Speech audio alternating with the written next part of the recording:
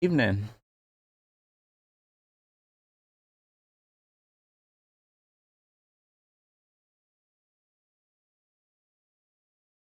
Uh,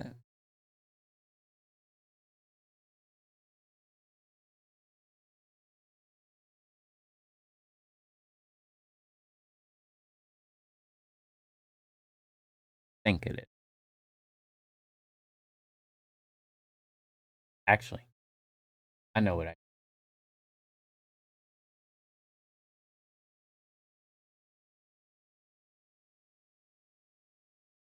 that is. If switch over or get rid of this. Okay, there we go. Good.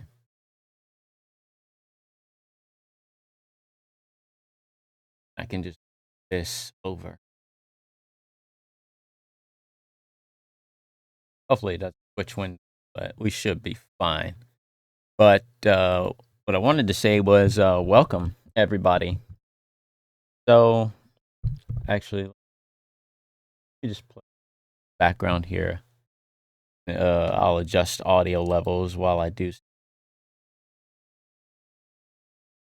turn that down just a little bit.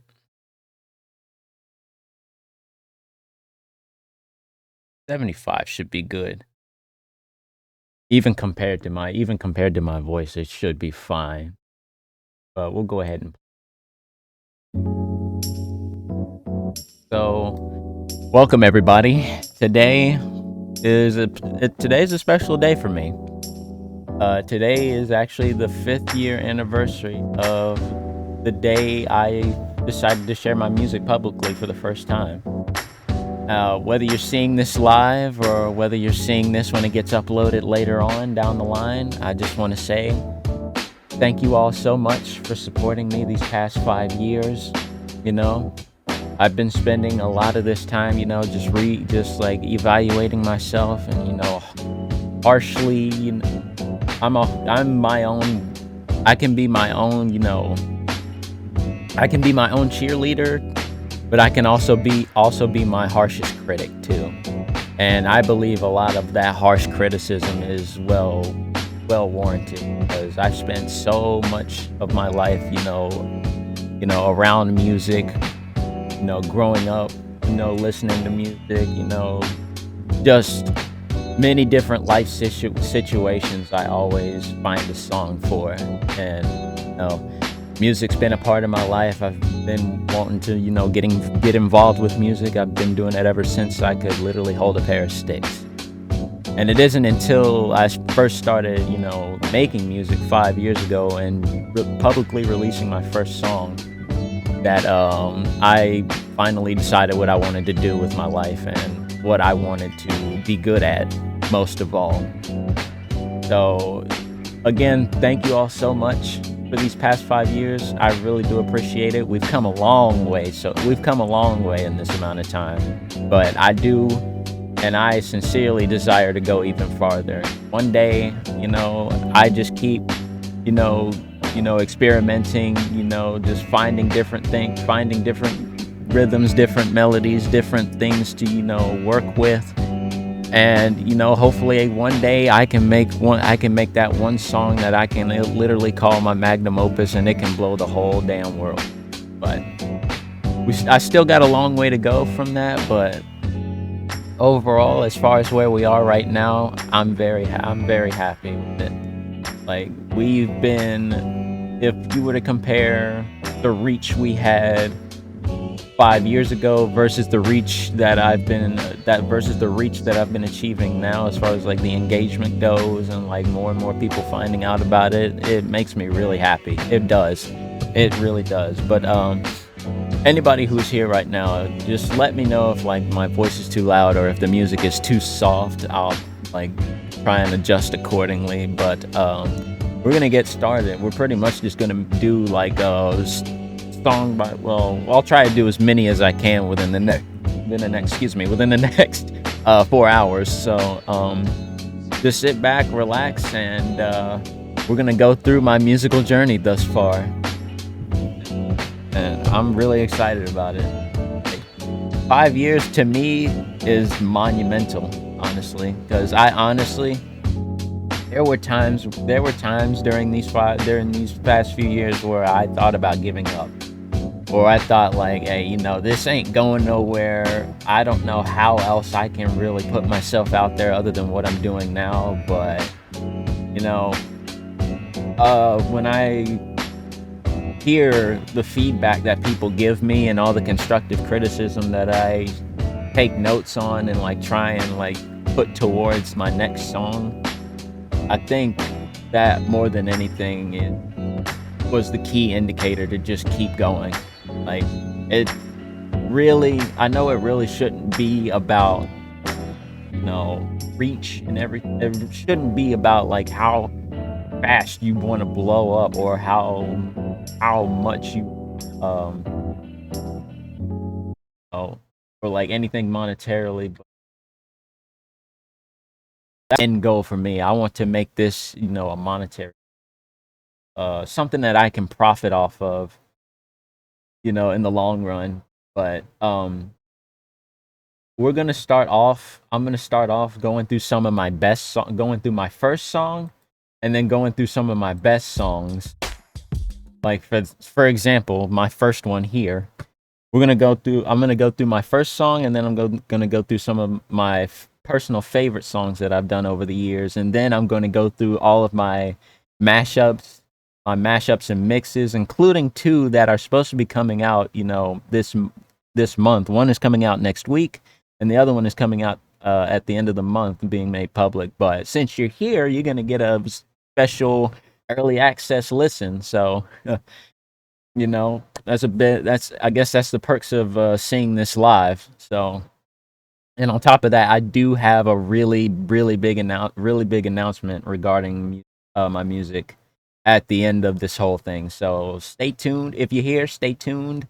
If you're not, you'll see it in the VOD. If you'll see it in the VOD later. But again, thank you.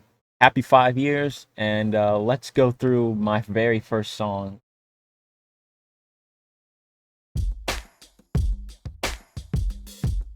Now, right from the start, I just wanted to get like a groove going. I wanted to try and see what I could come up with, just because this was like, at the time I made this song, this was new software that I was working with. Also, forgive the picture, but I just decided to use whatever I could as like a cover.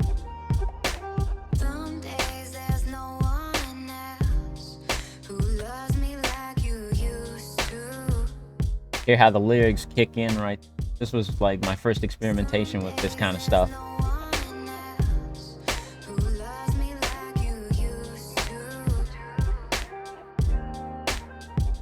Hear that little lick in the background.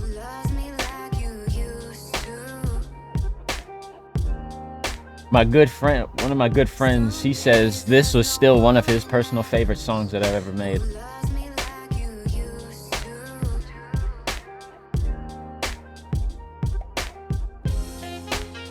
You kind of get a little bit groovy here, get that sax kicking in. Also, what's up, Ricky? Sorry I didn't say hi to you earlier, but I was just, I was trying to keep my train of thought, but appreciate you being here, bro. Also, the sound is good? Good. Okay, and now you hear that piano rolling in, kind of sneaking its way in there. Yeah. But yeah, this song right here, There's No One Else. I still don't know who the vocalist was who like did the original like vocal sample for all this. I wish I did know. But yeah. See the date right here, October 5th, 2018. So today, 5 years ago, this was the very first song that I ever released to the public. And I remember I shared it in the in Discord with my good friends and homies in the Disrespected Club. But I don't think it was actually in the Disrespected server yet. It could have been, I don't know, but I remember like just hours after I had first shared this song, I just remember all the feedback that I got in there. Like people actually liked it. They told me they liked it, and it was a shock to me because I was honestly thinking, okay, you know, people when they release their first song, sometimes it doesn't go too well, or there's some there could be some flaws in there, and I truly believe there probably is some flaws within this song that you could probably point out, or any musician who's who's like an actual professional probably be out. But like just from like these few comments here, like I like the beat, bro. You're very talented. Still my favorite from all your tracks, man. Good. Like those kinds of comments right there. When I got like that kind of feedback, and even more so behind the scenes, just getting more constructive criticism as to like different parts of the song, and like how you can like and like how I can just try and like spice it up a little bit, or probably give it a little bit more consistent, or perhaps just sometimes less is more. So I try to find that balance when it comes to not only just making the song, but like adding each and every single section adding each and every single section in each part, because when one let's say you have the drums right in the background, then you add the synth melody, then you add the pad. It's like each and every single accompaniment has to have its moment to shine, but also has to uh have that perfect blend too. If one overpowers the other, or if one drags out more than the other, then you're kind of gonna lose a little bit of the flavor that the song already has, or that you're trying to give to it. And so during this experimental phase right here, during I want to say the first year and a half to 2 years of making music, I sort of was still stuck in that limbo of you know okay, how do I want to do this, or like how should this be composed? But with this right here, I was surprised at how it turned out, really.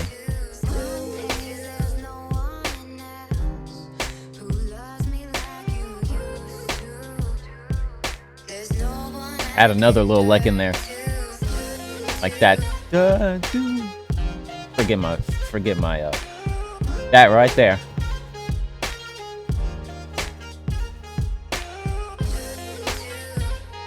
Had a little bit of a vocal split right there, or I guess a vocal cut, I should say. Okay, at this point, I think the breakdown should have happened right there, but we still went with it because we bring the piano in too. Then the breakdown happens right here, then we go right back. This time the saxophone stays in.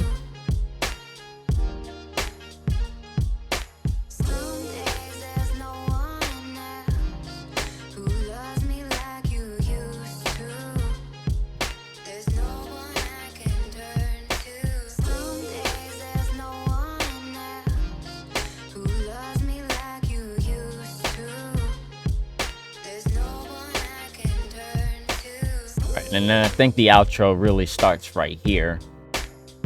We break it down just a little bit for the piano and the groove to kick in.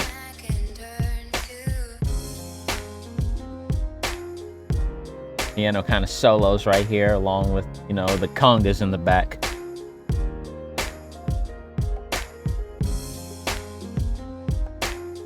Tried to make it a little bit more funky towards the end, just to like kind of finish it strong before I break it down once more.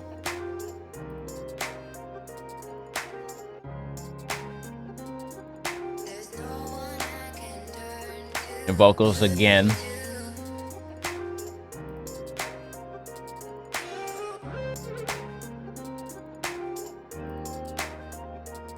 And then we finish. Okay, never mind.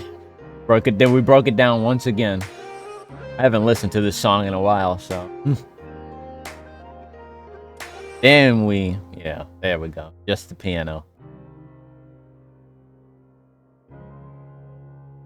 What should we do? What should we do next? Oh, this one right here. Yeah.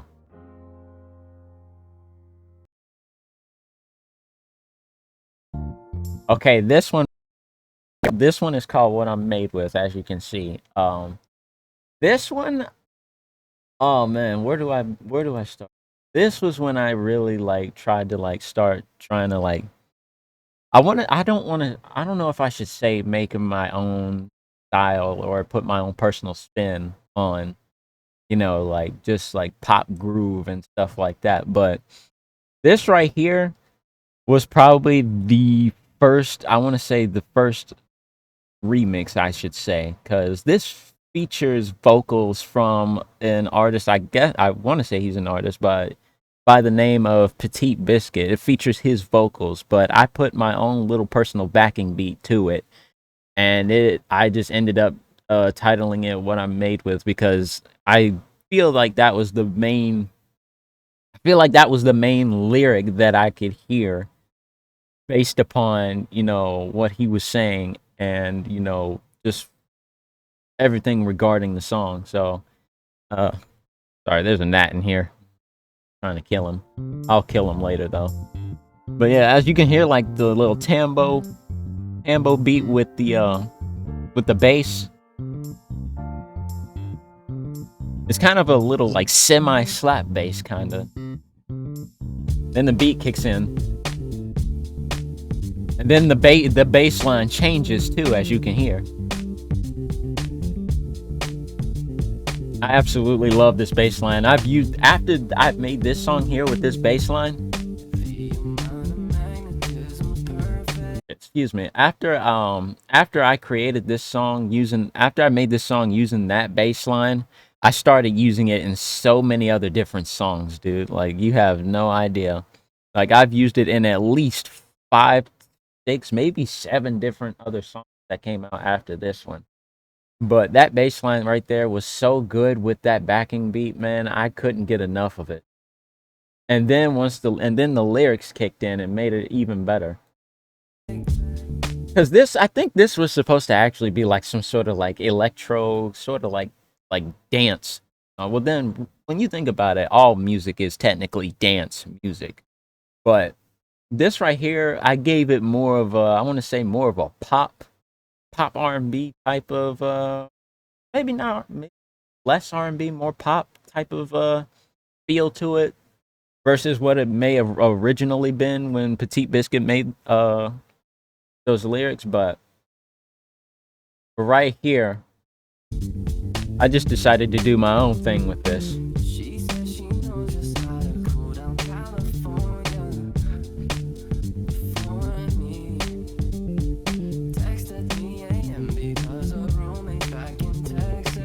Start to add a little bit of a kind of like a woodblock type of groove mixed in with the beat. Hear it?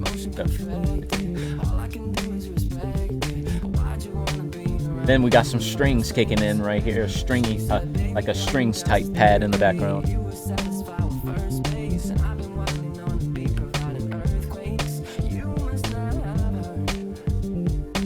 Lead to a breakdown for the pre-chorus right here.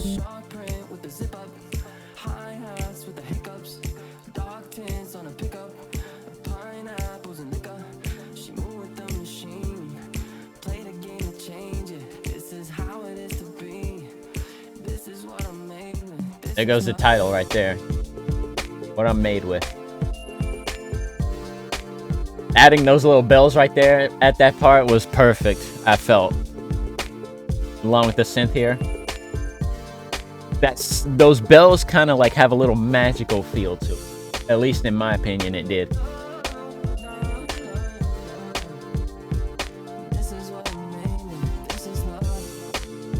All right, and I hate to pause it again, but like that part right there in the chorus with like the synths going, and then the bells coming in at the last part going like, da-da.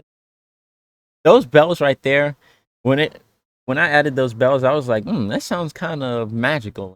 And and then mixed with everything else with like the emphasis on the like the backing groove. I think really I felt it came together so well, and that's the beauty of like music composition. Sometimes even the most unexpected things can work meld together really well, and the more you experiment with it, and the more just experimentation you do with it, the more you find, and the more you like can use and have at your disposal, the more possibilities there are. And I think that's why music is one of the most universal, in fact, multiversal arts there is, you know, and it's communication, basically. It can have words, but oftentimes my best communication in music is often through instrumentalism because I can't sing or the fuck. But yeah, like when I added those bells, it kind of like sounded a little like something out of the sound itself kind of sounds a little bit like something out of the 80s mixed with something like this, which could like late 2000s or like up to like mid 2010s type of pop groove. But I did it because I felt it worked, and I think it did.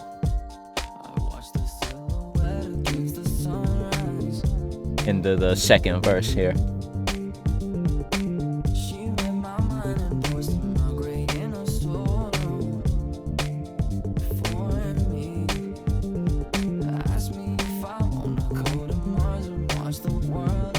I have no idea what he said at that part right there. But to go to, and then it just draws a blank.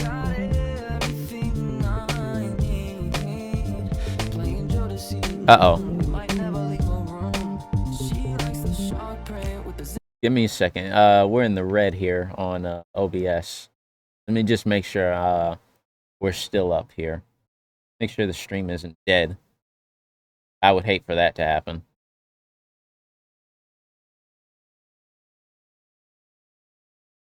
Looks like we're fine. At least I hope we are. Just this says we're in the red here, but we're gonna keep on going. Yeah, we're gonna keep on going. So forgive me if the stream dies. Just anyone who's here, or just anybody who's watching, just if the stream does go down, or if there's or if there's an F, I guess we'll just call it an F. Just type F in the chat. We'll keep going. Sorry about that. Hi-hats with the hiccups, dark tints on a pickup, pineapples and liquor. She moved the machine, played a game to change it. This is how at the pre-chorus again, leading up. This is what I'm made with. This is love. And he sort of ad-libs there with the vocals a little bit.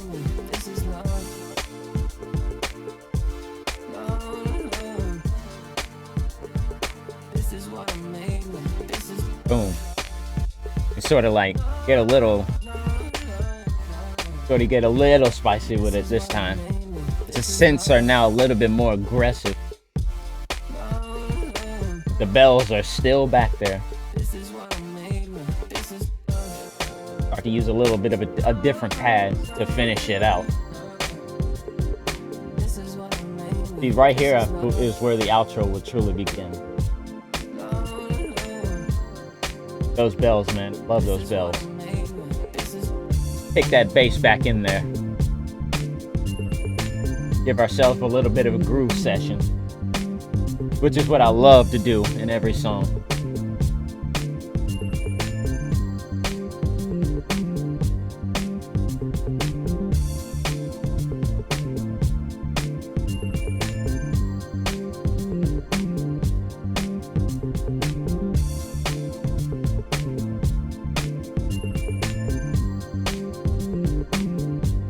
To a breakdown here.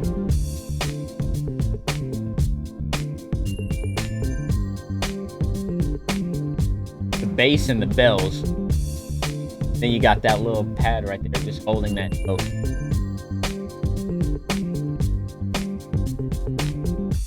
finish it off with the drums only. Got to get a little bit more of that groove in there.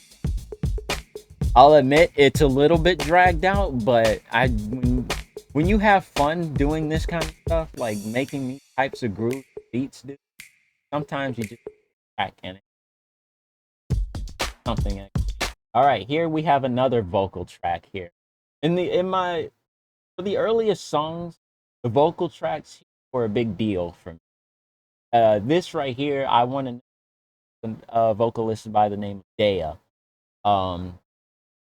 who I think the original version is more like a pop princess kind. But for this version here, this is basically what I did with what I made with, but I felt that was better, was a slightly better. But this right here, I want to know basically this.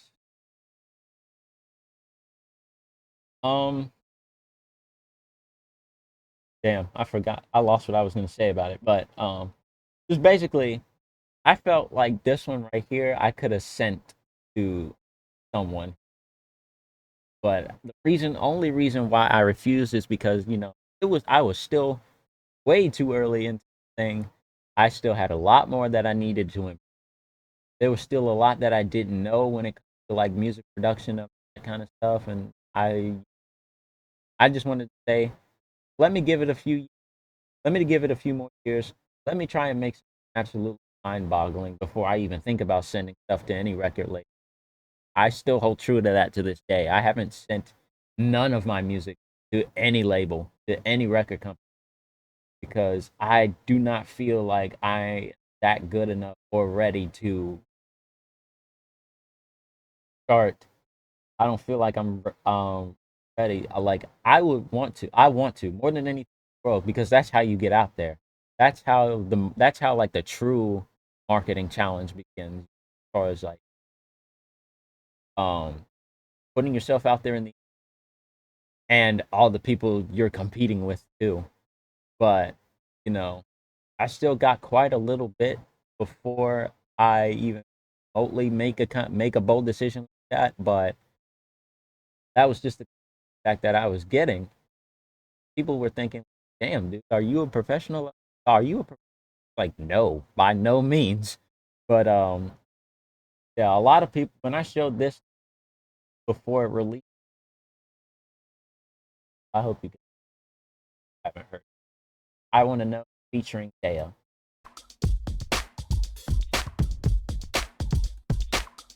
Kind of the classic, start with the beat and then the melody kicks in.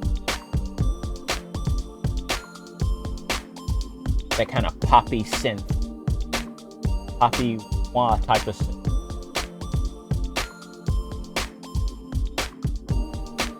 Then you kind of got like this chorus like pad in the background.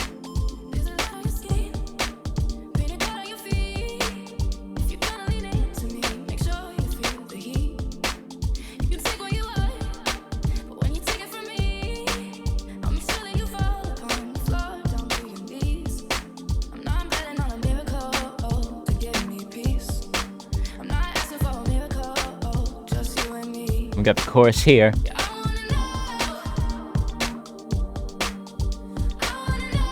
You kind of hear in the background that kind of chorus like, or that kind of just like that soft kind of pad like vocalization in the background.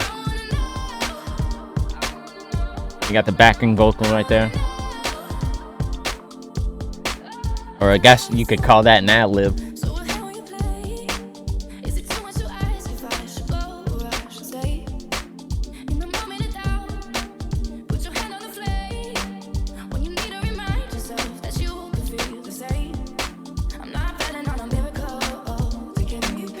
Pre-chorus again. Take it back to the chorus again. Now, my favorite part of this song is coming up really soon. This is where I really tried to make this beat take off. You're gonna hear it here in a few seconds.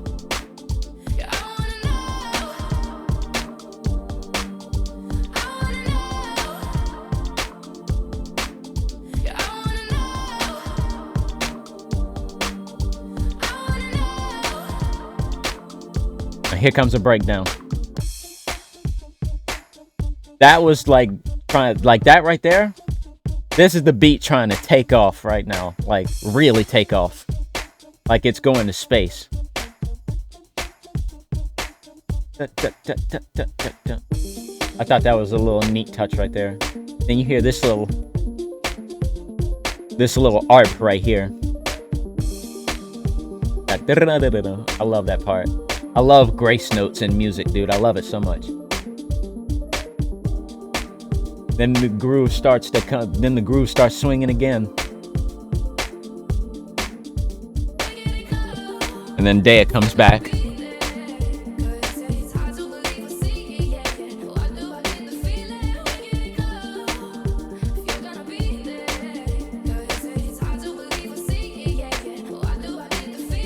All right, hold on. What I really admire about Dea's vocals right there, especially in that bridge, is not only just the harmony behind it, which I don't know if you can like really hear. I guess I really should have like emphasized that more, but like what I really admire about Dea's vocals here is like just the overall just structure behind it. Like just listen to it.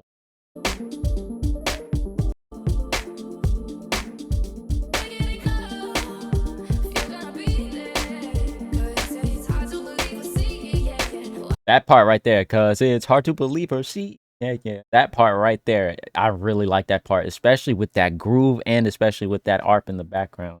The rhythmization of how, just the rhythmization behind how it all comes together in that one part right there, just that one part in little 2 seconds is just incredible, I feel.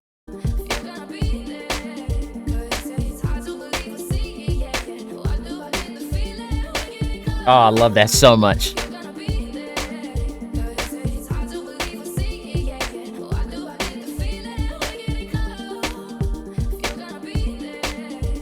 There's a slight breakdown right here.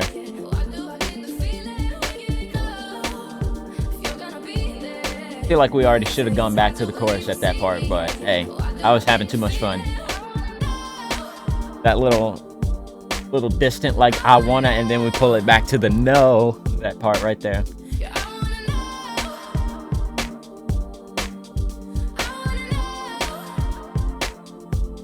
Just keep the groove going too. Bring in the hi-hat with a little bit of guitar in the background too, if you hear that.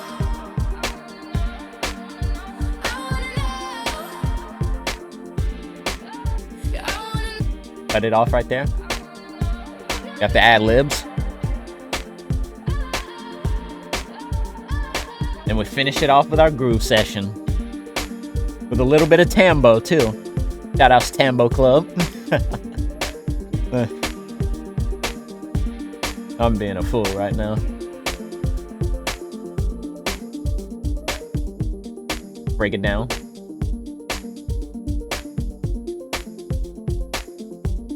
And those drums, especially with that hi-hat, like that hi-hat keeping that tempo like that, and then with like the graceful snap of that tambo at the end of every snare hit.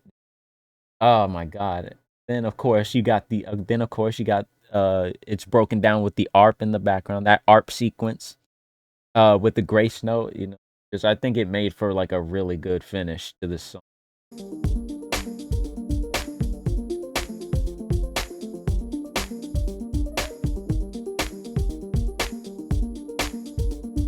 That snare, it makes that snare just pop.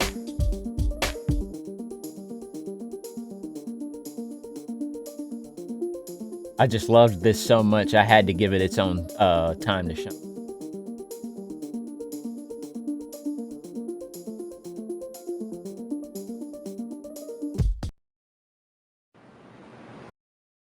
Oh man, this one. Do I want to do? Actually, you know what? I need to do this one because there was so much that I wanted to do. This was the first ever that actually I really need to do this one actually because this is significant. This was the first 80s theme song that I ever made. And I had a whole storyline to this song too. I wrote it down in a book somewhere, but I think I lost it. I lost the notebook that it written in. I don't know. I don't remember much of that story. Like it was a lot that I really wanted to do with this song at the time, but then again, I was also very fucking delusional. But you know, as you can see by the title, I wanted to make a music video for.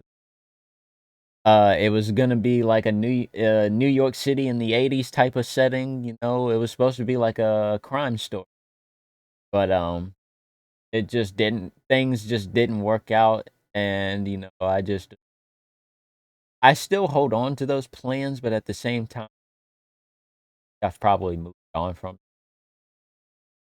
title. By the way, and again, probably too late for it because in the video and then what's in post is gonna be completely different and confuse anybody else who somehow might come across this. But yeah, Crisis in the City. Yeah, I really wanted to make a music. I had made like three. I had went through and made this song like times. I would say before I was satisfied with this final version. At least I think this is the yes 6:50. Yeah, 6 minutes seconds. Yeah, that's definitely. There's a lot that I did in this song as far as like the final version goes, but yeah, I'm gonna go through and like, just hear every single um uh is heard because there's a lot. So like right off the bat, you got like the street sound effects of the streets. You know, somebody probably calling for a taxi. Beat kicks in, still got the sounds going. I tried to make this as as scenic as I could. It was the first time I had ever experimented with like sound effects and music.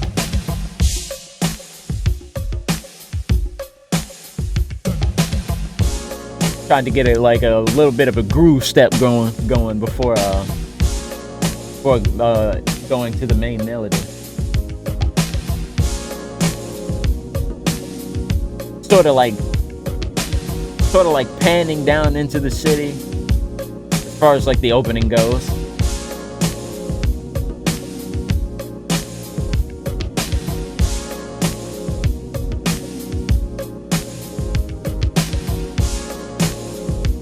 Got those little hits there with that splash.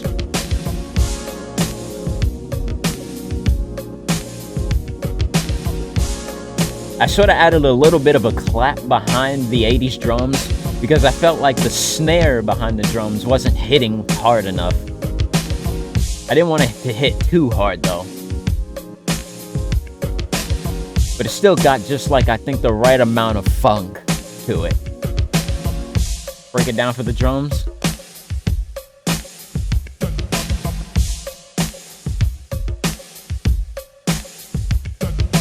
And then we bring it in here. You got the sound effects here with the police call.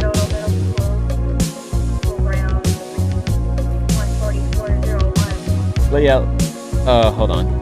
But yeah, like I said, this was the era. This basically, it was still the early years. This was the era of experimentation. This was the first time I had, incorporated sounds and like scenic noises into a song. And I felt what better way to do it than with the 80s. And so I don't know what that call is based upon or like where it's sampled from, but I felt like, you know, if I was going to make this as like surreal as I could, I was like, hey, why don't we try and make this, like a crime chase kind of story? Like kind of like how shows like, Miami back in the day like Miami Vice or, even like shows like 90210, or Criminal Minds, CSI. I tried to make it like at least those kinds of, or like Beverly Hills Cop for. So like I tried to make it kind of like those kinds of like scenarios, but I just wanted to give it like a little. I wanted to try and like emulate that 80s flair as much as I could.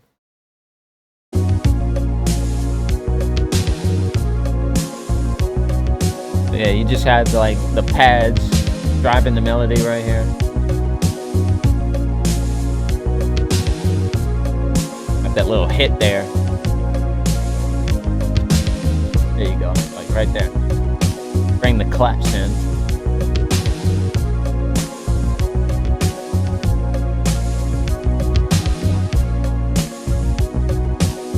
Pretty sure another breakdown is supposed to be occurring real soon here. Maybe.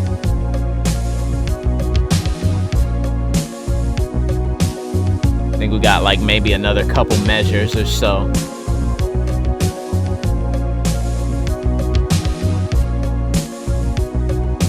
Okay, yeah. I kind of did drag out this part a little bit. I kind of just, was like feeling it. Okay, there's the breakdown. Got that sound again. This will be at Odell Middle School, school ground 14401. This is now located between 8 to 10 miles. You hear how the key signature changes too.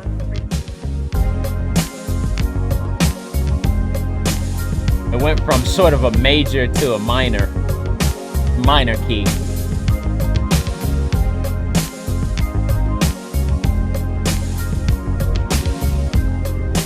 For the bridge here.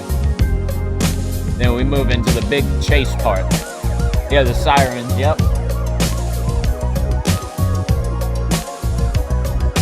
This is the part where they're out catching the people who did it.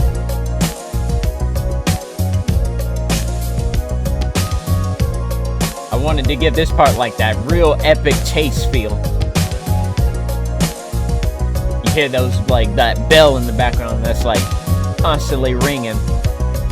That's the sound of danger. That's the sound of, intensity, action. At least that's what it's supposed to feel like.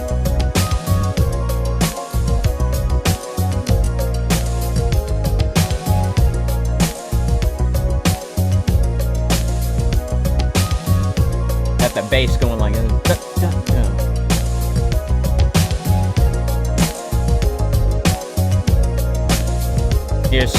Here's supposed to be where the part where the chase is like reaching its climax. And then I guess this is the part where they end up catching the criminal. And you hear the sirens again.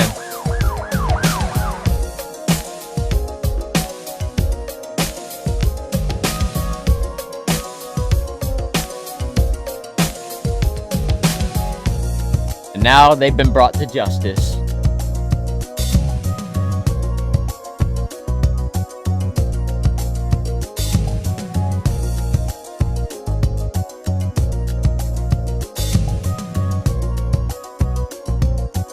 I really like this breakdown here, and then we lead into the I guess you call this the epilogue of the song.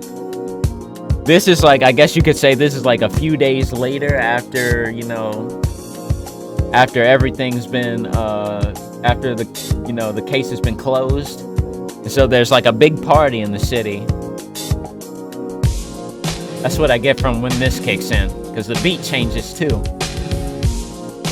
The beat, the key signature again. Well, I don't know about the key signature, but just the rhythmentation.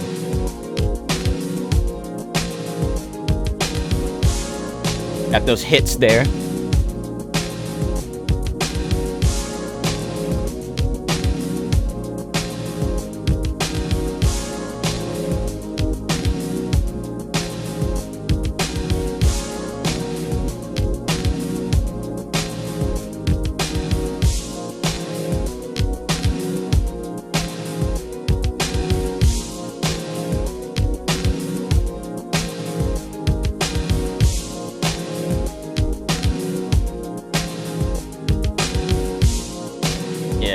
I really liked adding this part right here.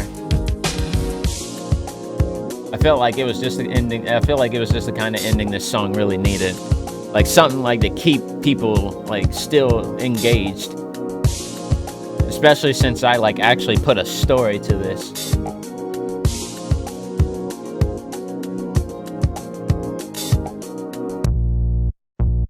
Then we just finish it off with the bass. Oh lord, this song. Hypnotism.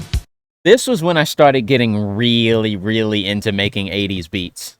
Because like after I had done Crisis in the City, I started like looking up like more 80s remixes, bro, from like other people and started to get a little bit of inspiration to start doing more 80s beats. So Hypnotism right here, I did release a previous version of this song, but I was so dissatisfied with it that I decided to make a version to this one.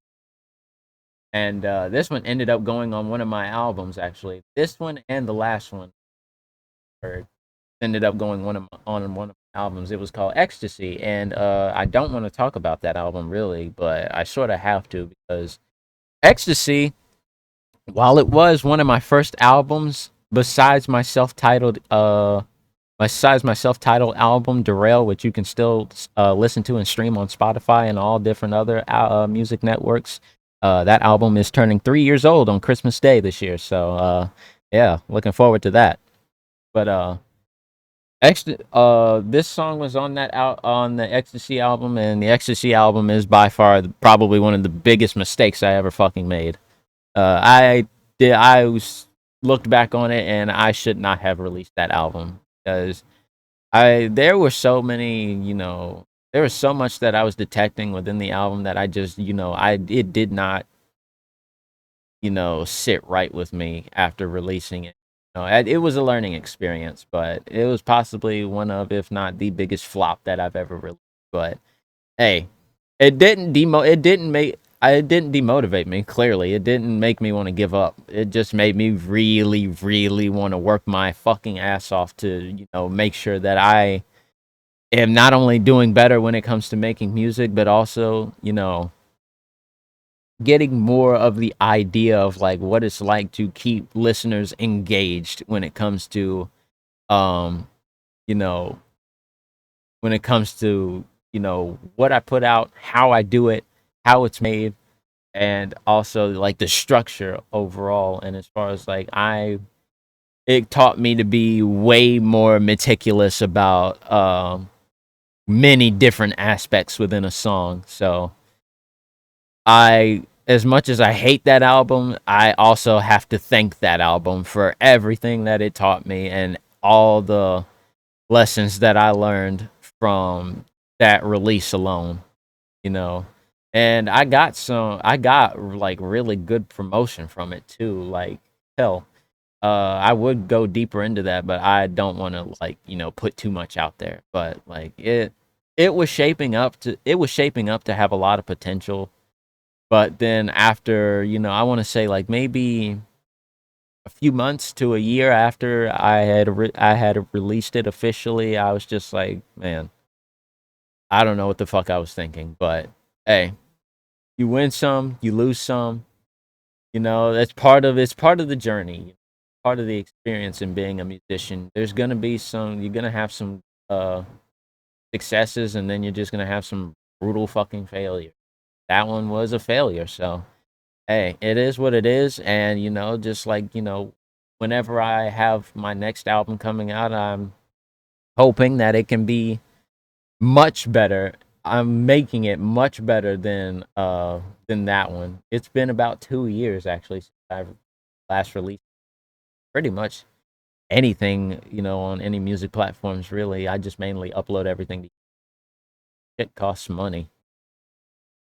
But yeah, that's pretty much the experience. That was pretty much the experience regarding that album. I pretty much already made it up in my mind, since then, how I want to structure the next album, how I want to market it, and how I want to and how, I want the reception to be. I've got a lot planned, and it's already almost, it's almost officially done. So, like I've pretty much made all the tracks I need to it. Like it's pretty much just going down to like making the track list. we come back here.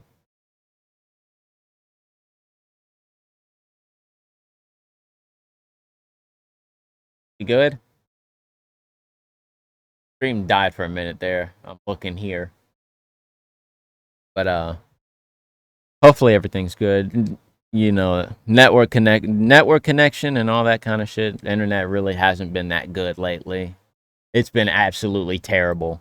So I just, I have to deal with it until I get the money to buy another internet box so that I can start, getting wired.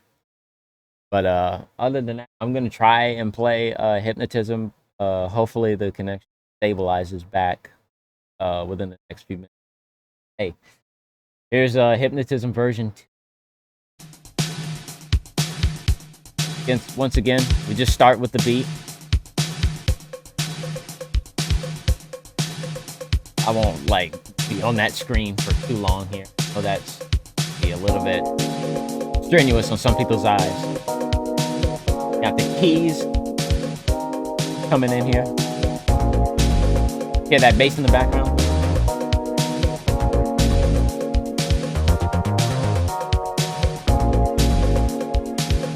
Then the pad sort of sneaks its way in there.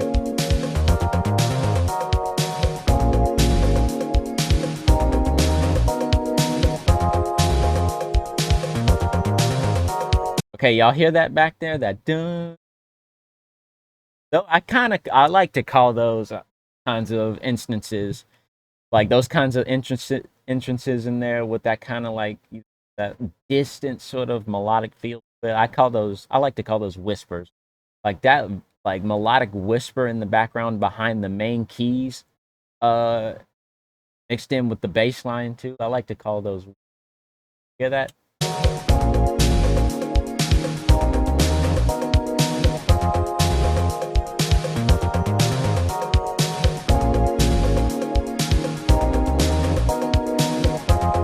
It sounds like it's like slowly rising.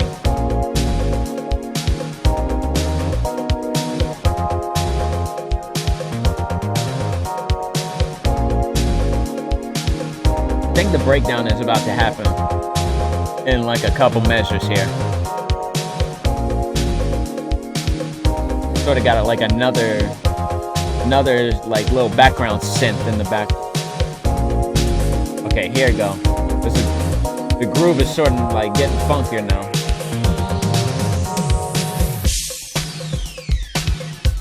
I just had the cowbell go crazy here. Those hits as well.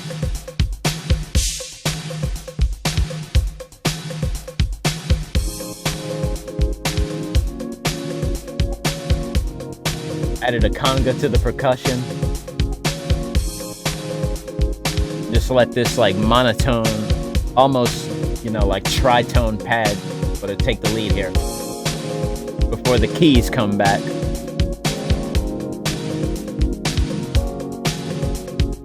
Boom.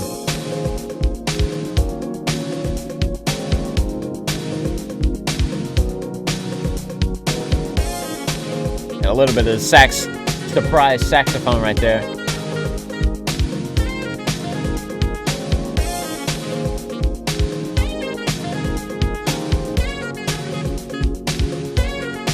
Break it down again.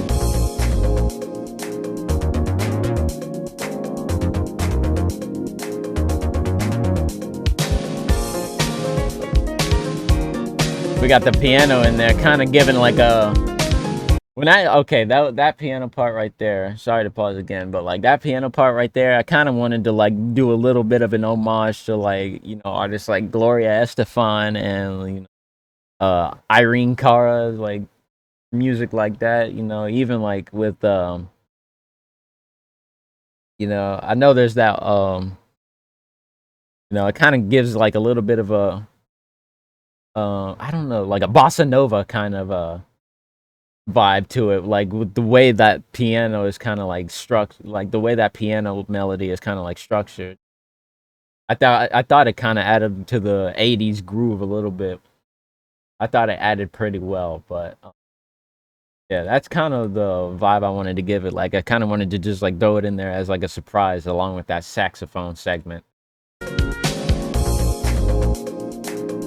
And break it down with just the claps and the bass again with that hi-hat keeping the tempo.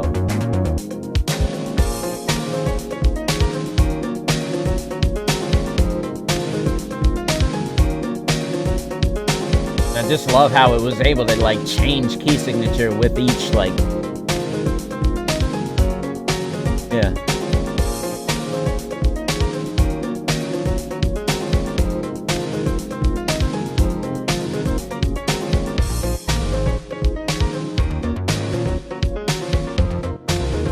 Lead into a couple breakdowns here with another one. Well, I guess I wouldn't call that a breakdown, but like sort of brought it back a little bit with a little bit of marimba.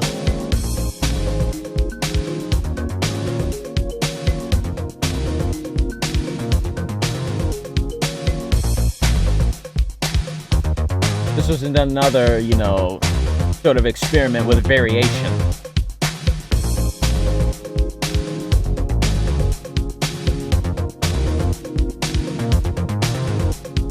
Bam.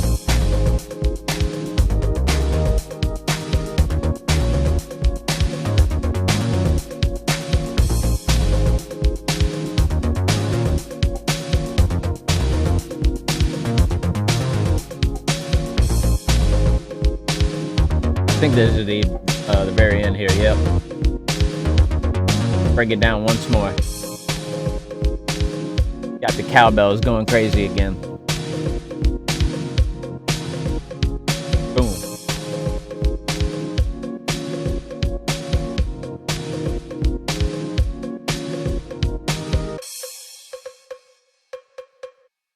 Finish it off with the cowbell. All right, this one right here. This is another vocal track, as you can see. I Want Your Attention Back featuring Nebulake. This is another experience, like, you know, putting my own spin on like pop song like vocals. Featured artists. This was another one that I tried to like put my own.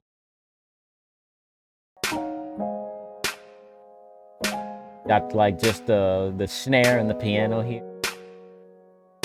I tried to like back then I was just using random stock images that like depict, you know, like kind of the theme or the motif of the song. I thought I was so creative back then, dude. What a fucking idiot. What a fucking fool I was. And I look back on it, I was just like, why the hell did I use these? When you hear that little slap bass kind of.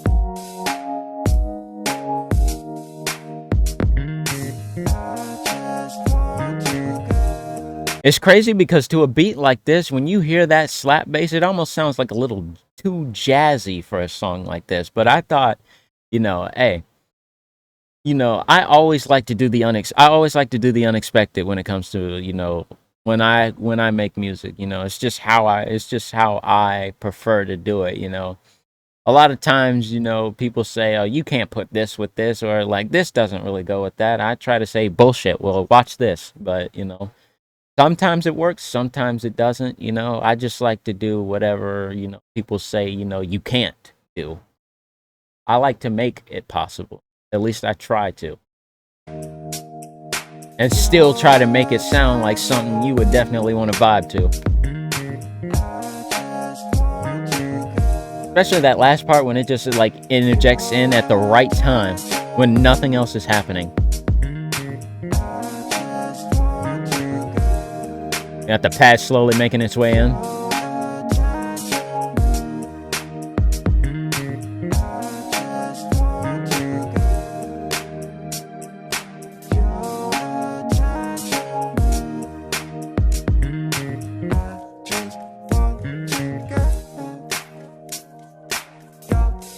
Break it down right here. Yeah. Yeah, you see that breakdown there when he like when the vocals start to get a little bit more staccato, bro. It's like I just won't do. So you like actually like can hear it like each enunciation, like each part of its enunciation, even when it's like cut short like that. it's made very clear, especially in that breakdown when there's a little less going on, when that pad disappears. Like, give it a listen.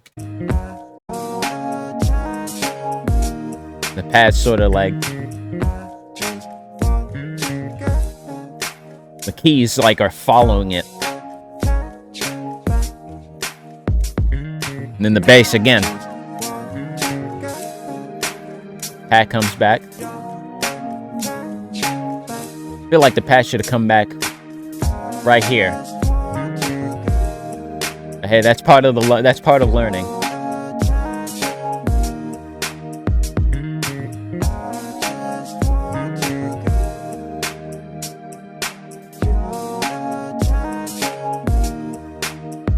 And like how it goes up then down right there, that last part.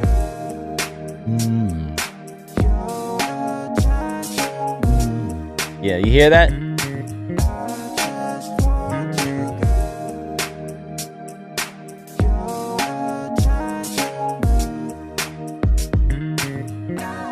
Break it down once more here. I think this is gonna lead into like Yep, because you hear the rise. You have a little bit of a groove session right here. Let it ride. Now, of course, the vocals are obviously auto-tuned, so that little echo there was kind of nice, even with the auto-tune.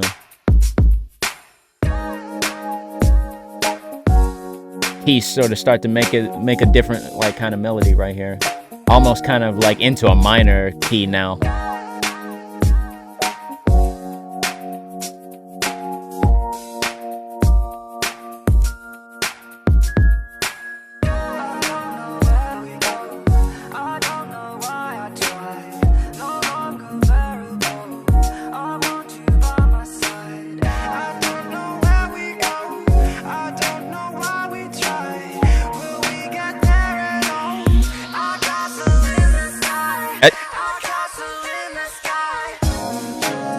I like what I really wasn't paying attention to at the time was like how I kind of did like that little fake out on that rise there before it just like breaks it down for a measure or two and then just like goes straight back into the main chorus there. So like just hear that again.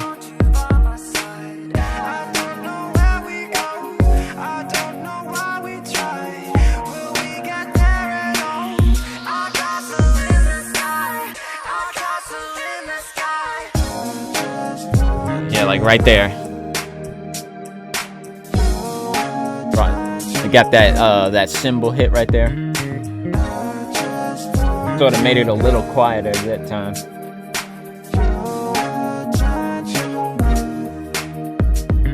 Also, you hear that little note pattern? What? It's sort of like a little bit more announced. You hear that little like those like whatever that is in the background, like I guess synth pattern, but you hear that you hear how it's like more, it feels more announced, like it's actually like calling for your attention. Hey, you see? Just like really listen close. You'll hear it at the end too.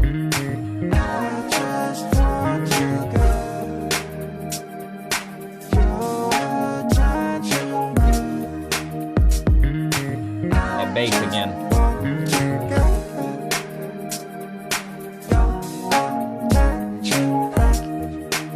Hey, listen. Hear that? Hear how more open it is?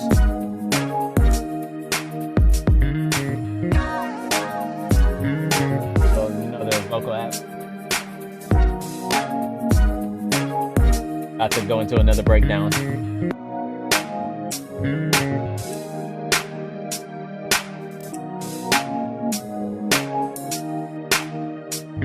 Got a little bit of a ride on that last top beat right there.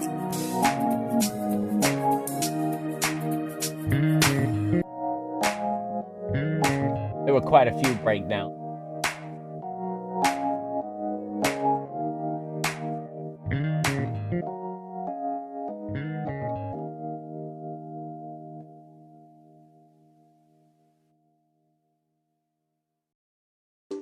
Let that last key, just let that last note, just let it ring.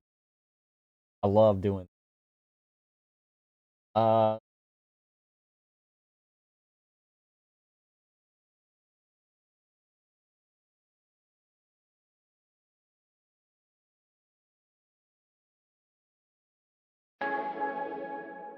I think I think I could say like this was my first dip into. I want to say this was the first dip into like hip hop or like I don't want to call it. I don't know if I should call it G funk, but it's got more of a hip hop feel, and you'll hear something very familiar. Just start off with like a distant sort of the little vocal ad lib sample right, kind of like sounds a little bit vintage.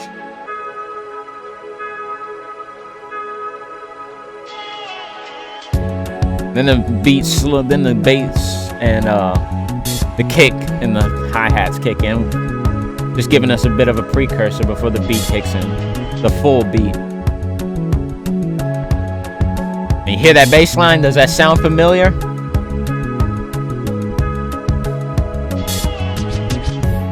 That little record scratch there before the beat drop.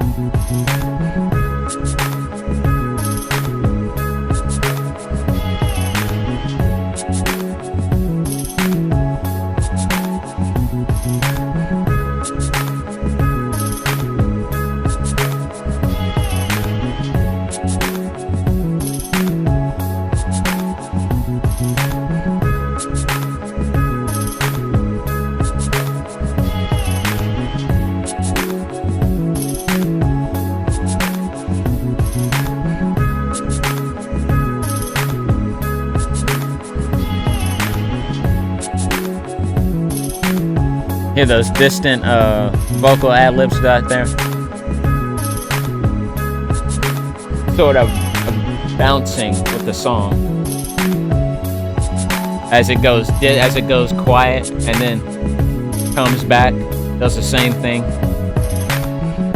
in the bridge now. That little from a guitar there, or it could be like a keyboard sound.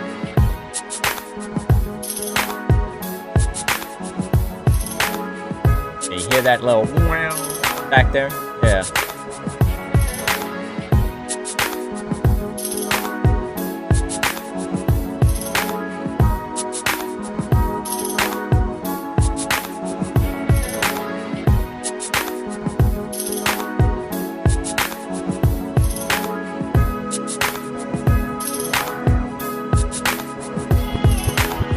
So that little soft record scratch right there.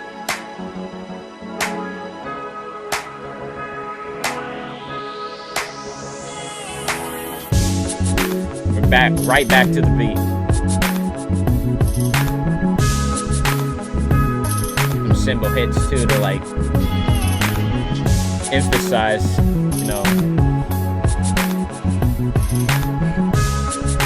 emphasize the strength behind the beat versus how it was in the beginning.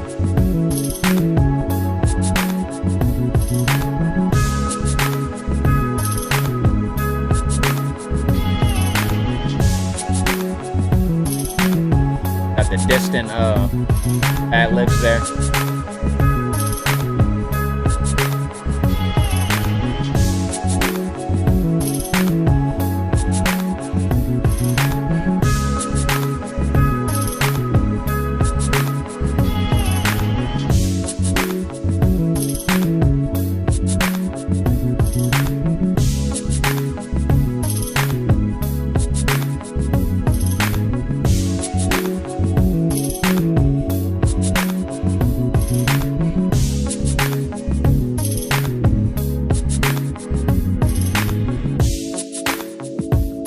There really wasn't much to say about this one. You know, you just kind of get that classic, kind of like that classic hip hop beat.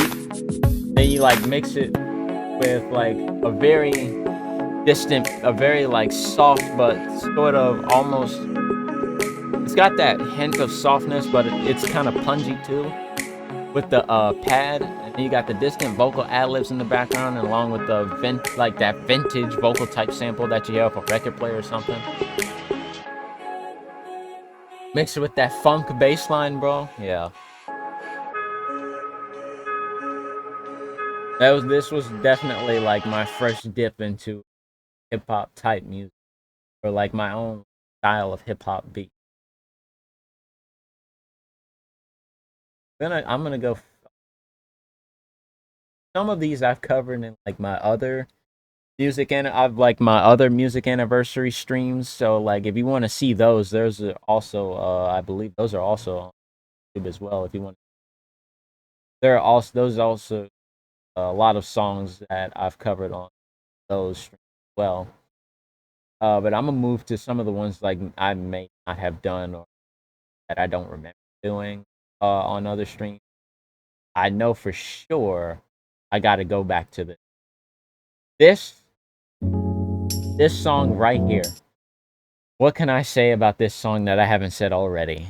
This song, still to this day, is my most popular song on my YouTube, and it's officially on Spotify as well as along with other music platforms. But this by far is definitely one of my favorite songs that I've ever made.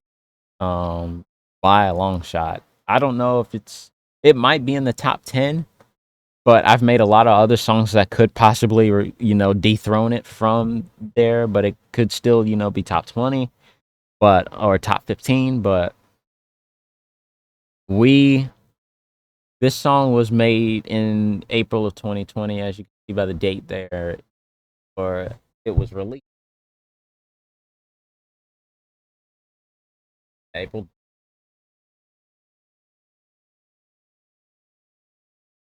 I we This was during like the height of, if I want to say, like the very start of the height of the pandemic.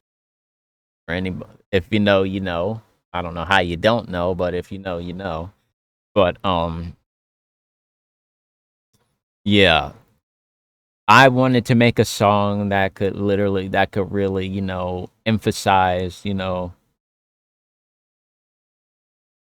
dream maybe, or just, kind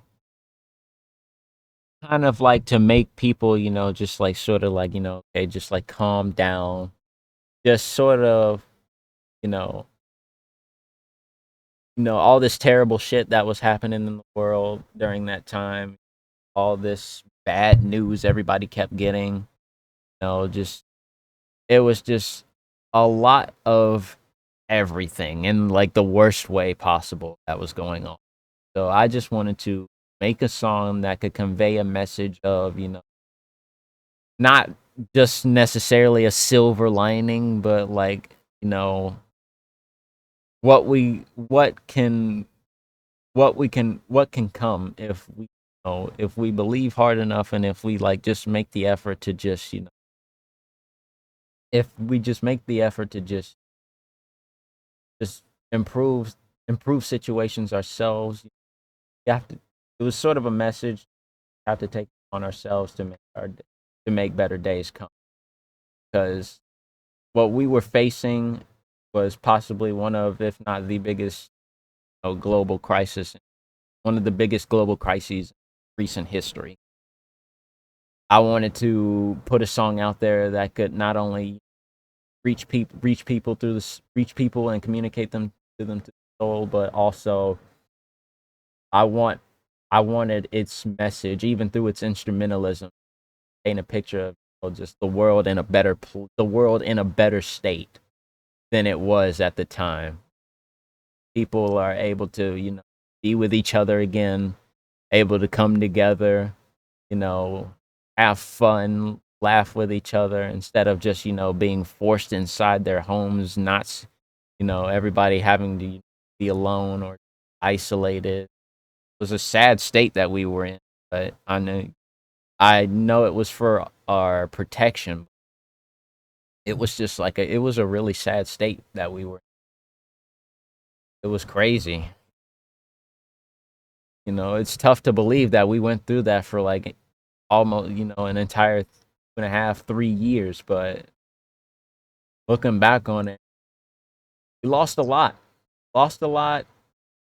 A, a lot of things went to shit, but we're still seeing the after effects from the overall message that I wanted to just convey. Hey, things may be tough right now, but things will get better. We can't just, say it will. There has to be things have to be done. Have to manifest that. You have to manifest, those better days. But I couldn't have chosen a better title and a better song to be my most popular. Enough of my rambling. I'm not gonna talk through this one. I just want, if you haven't heard it, Better Days by me.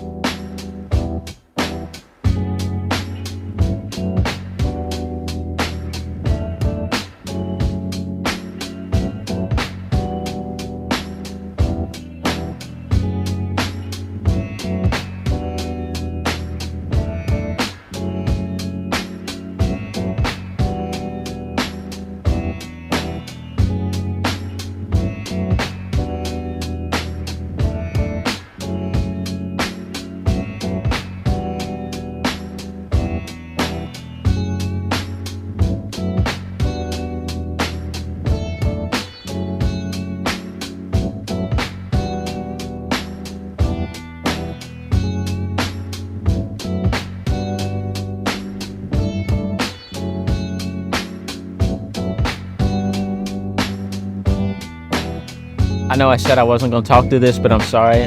This one's for you, Potter. I know this is your favorite song.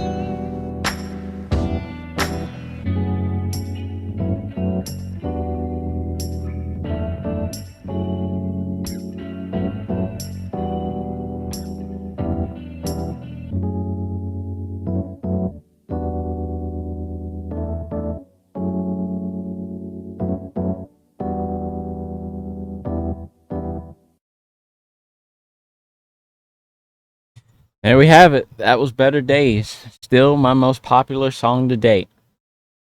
Right right now at 43,166 views. Oh man. I hope one day I can have another song that you know, reach that many people, if not more. It was a really good feeling to know that so many people, you know, overall got the message of that song. I sort of gave it a so it sort of felt to me like a late 90s R&B type of feel. If I had to choose a big inspiration for, that type of song right there, it would definitely have to be, artists like Erica Badu, Jill Scott, Lauren Hill, Miss Lauren Hill, I should say. You know, it or like even groups like Soul for Real, um like New Edition maybe, but like it just I'm so glad that that song definitely I was so glad that that song resonated. It couldn't have been a better feeling. I also want to say, even like, I want to say for like in its style too, it did sound a little bit like it could have been like my first entrance into lo-fi. Maybe it does sound like it could be a lo-fi type beat, but I more associate it with R&B. And speaking of lo-fi, we have Above the Clouds here. Above the Clouds is meant to be exactly how it sounds. You know, it's supposed to feel like you're flying. At least that's what it felt like when I listened to it. You close your eyes, just envision yourself, flying above the clouds, just listening. The wind with the wind at your back.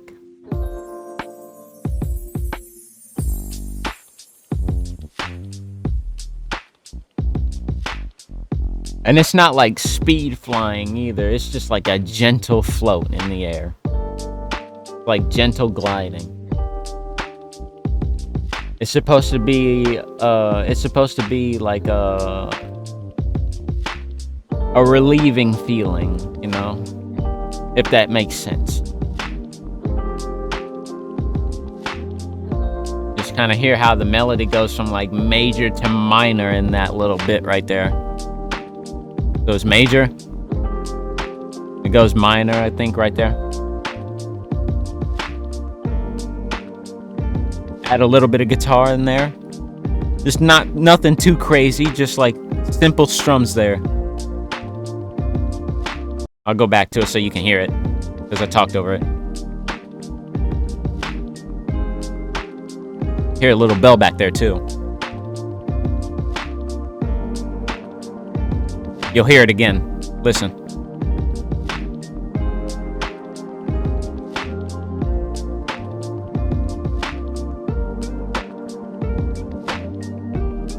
I feel like I could have made that guitar part a little bit louder, but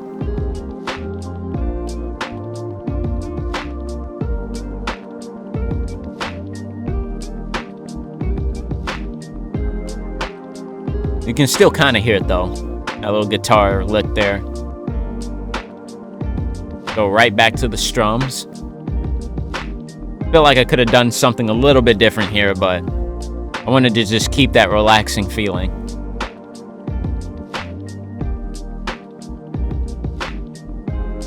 Those bells again. They go up, then they come down. The melody and the keys comes back.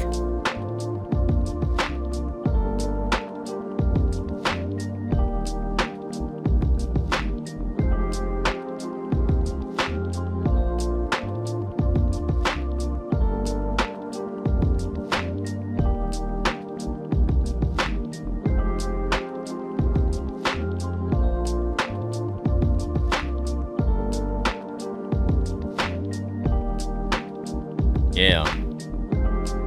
Feel like there should have been a breakdown at least right here.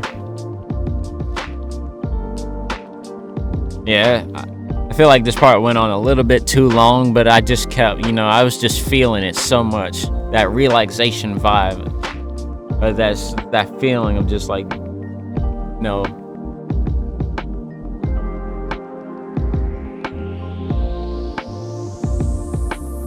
then it kind of takes off right there.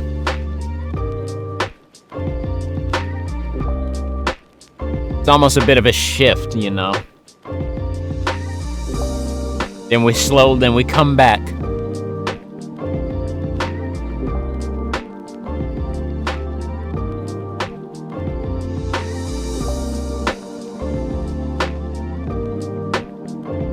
feel like that cymbal swell should have been a little quieter.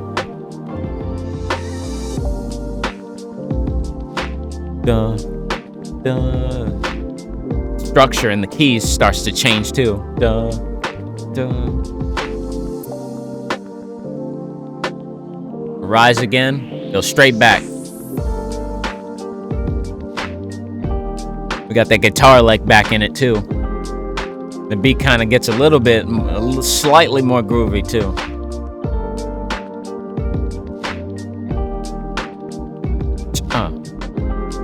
Yeah.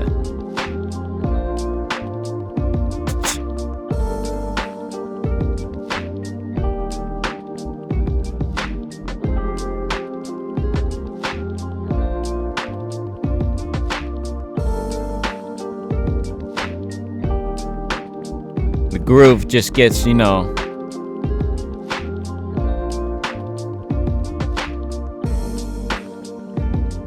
a little bit of an extra rim shot there in the back of that. Ba-boom.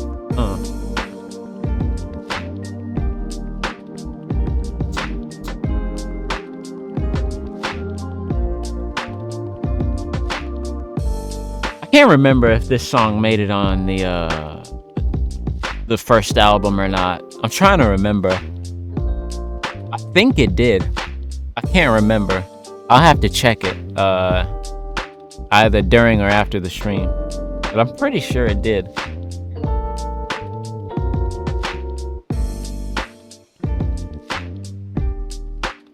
Break it down again.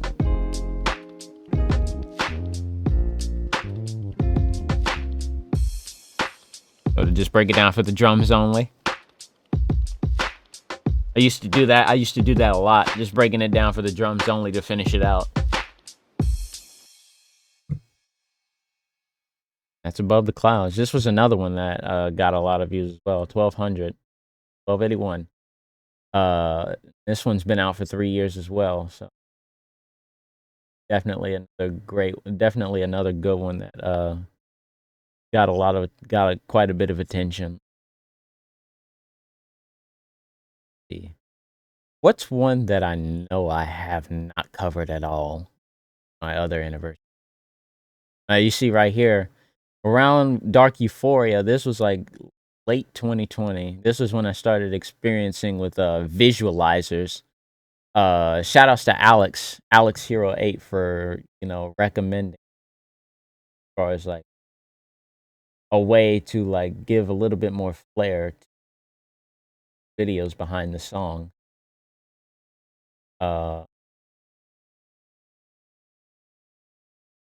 Like I've done most of these in my other anniversary, but there's one of these I probably would leaning more towards this one right here, because there's so much variation in this one. There was so much variation in this one, and I still today think from like my earlier years, this is probably one of the funkiest songs I've ever made. Earlier, like I absolutely love this one. So like right off the bat, the bass line is pretty damn strong. As you can see, like right here, the bass on this. Yep. Seriously, you should be. Yep, I try, but we're gonna go ahead and get a full listen to this one.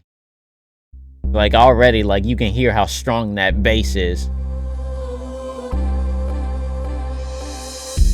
Rise and the beat drops.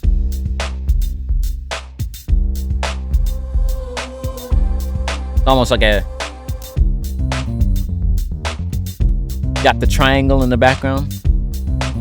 Triangle syncopation. This funk type beat here with that strong bass line, and then you got the pads sleeping in there with that vocal backing right there.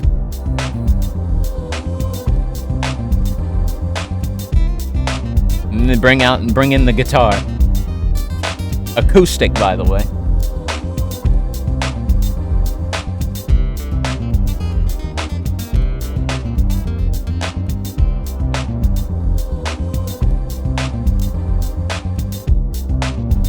Sort of like the indicator that we're leading into a new part there.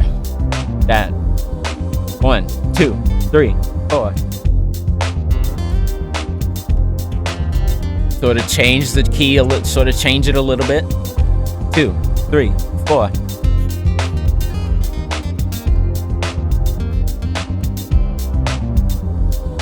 One, two, three, four. Sort of let it rest for a little bit. Just let the beat ride before we do something, before we change it up again. Oh, you hear that? Da, da, da, da, da, da, da. I wish I could have made that a little bit louder in post, but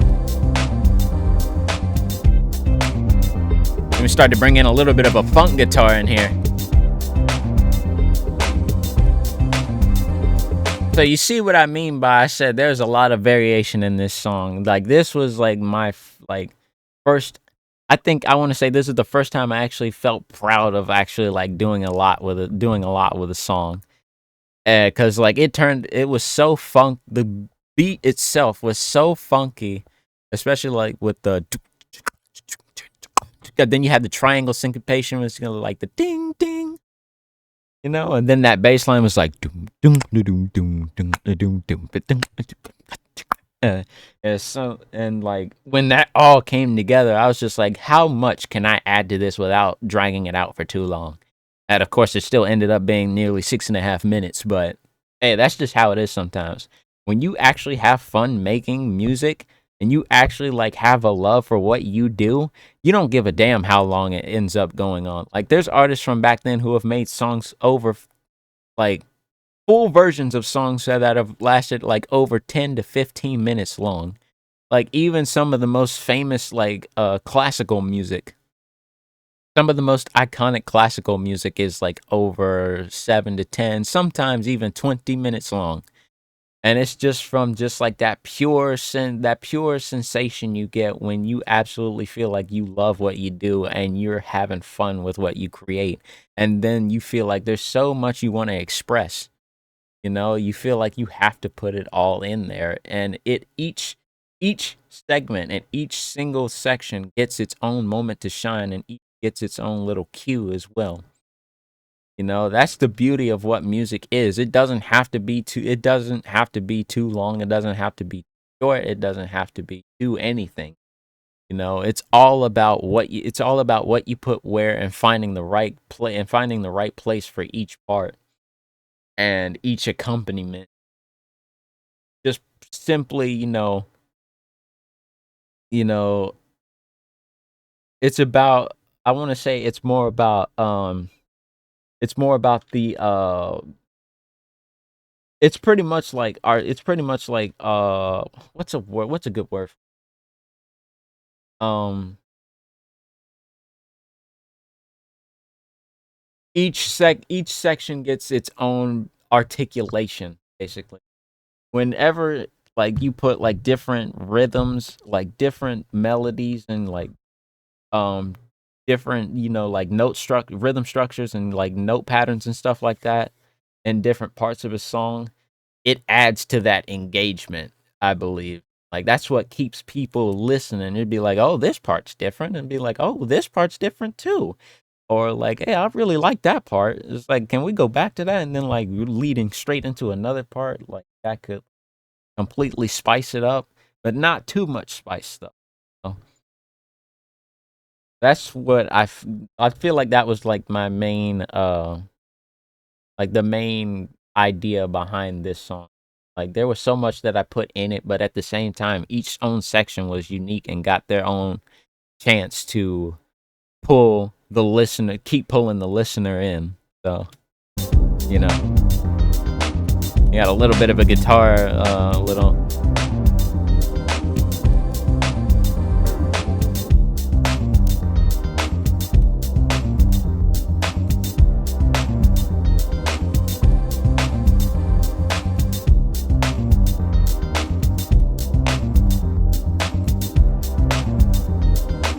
Sort of had to let it just ride a bit with that guitar.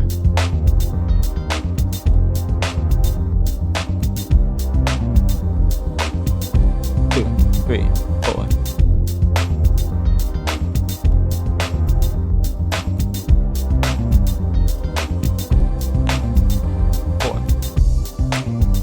Got that little background vocal right there.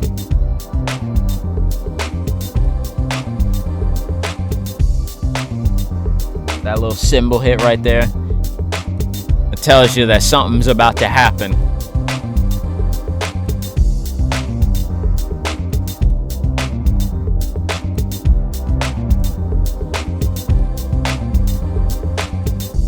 And we got a breakdown right here, which means a rise is coming. Not quite though. Feel like maybe it should have happened there, but hey.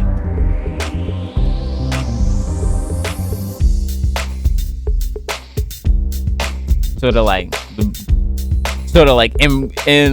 increase the funk a bit. Got the shaker coming in place of a hi-hat. 3, 4. And bring that bass line back. 1, 2, 3, bridge.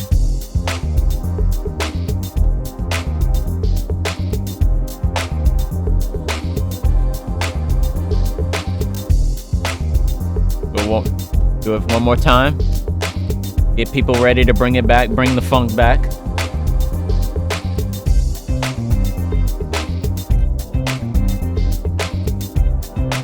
That guitar comes back with a vengeance. We'll switch back to acoustic.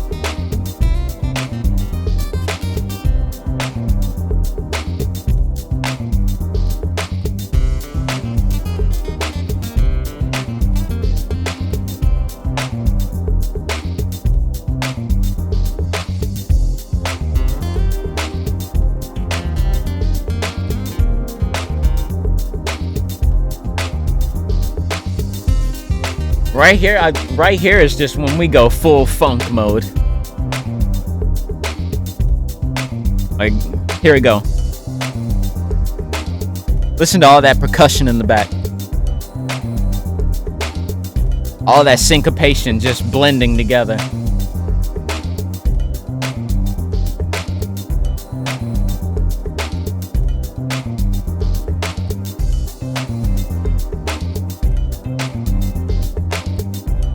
One of my favorite parts of the song is coming up. I think after this part right here.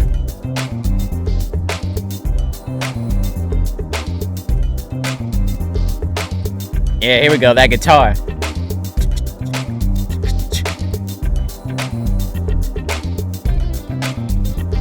You hear that right there? That little guitar part, that little lick? I love that part so much.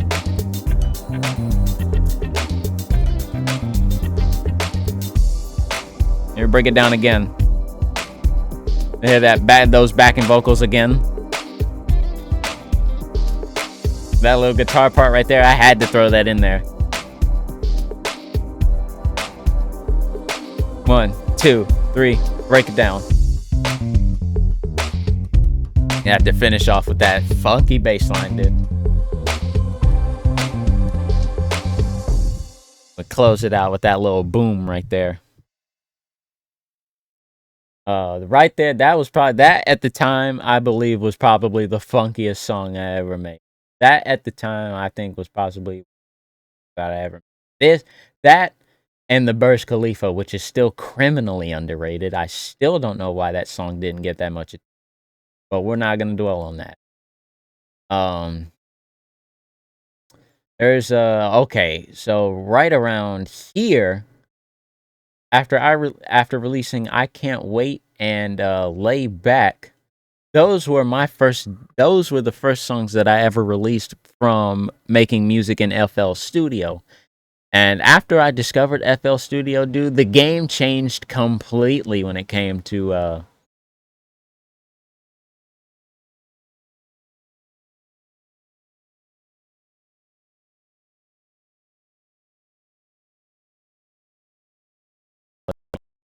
like mix packs and loops and stuff like and music loops and stuff like that.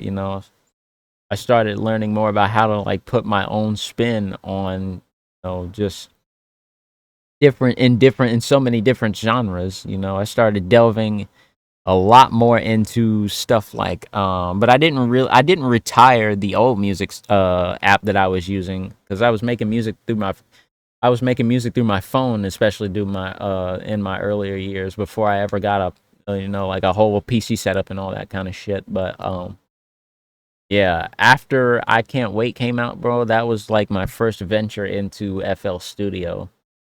But I still came back time to time to the old app that I was using, because I felt like there was still more that I could do on there.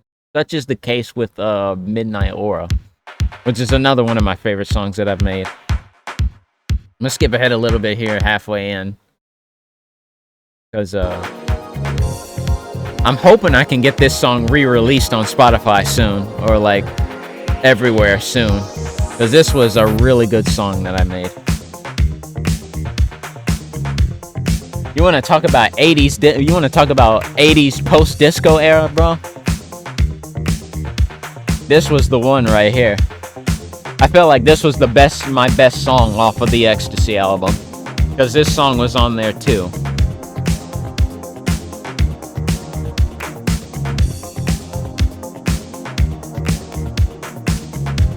Just hear that groove mixed with that classic 80s funk.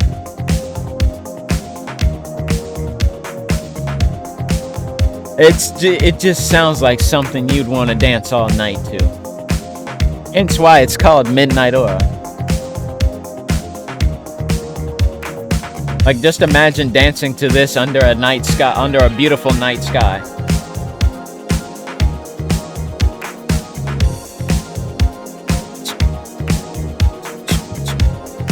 Like, you hear that, like, that classic 80s scratch sound in the back?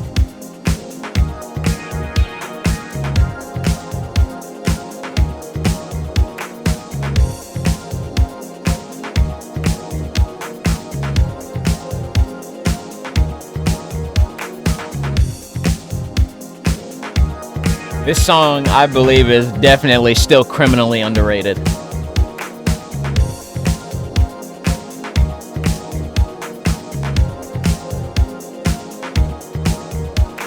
Like, I could have pictured, like a group of people, bro, doing a Soul Train line to this song.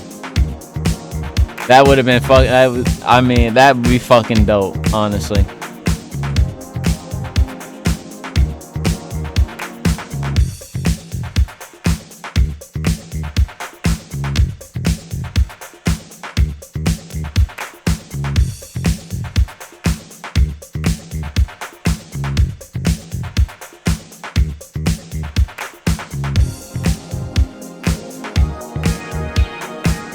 Sort of break the groove down just a bit.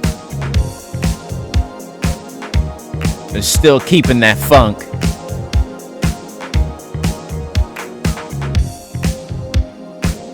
And break it down again. Just that.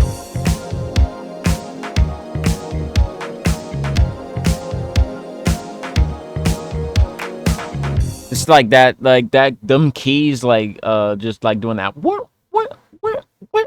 Forgive my voice. I'm sorry. But like, just that. What?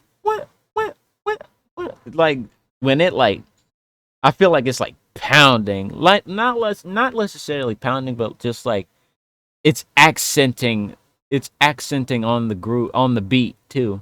It's like the way it just does it, like completely in sync with the backing beat, dude. It makes for like just that incredible compound that makes the groove even better.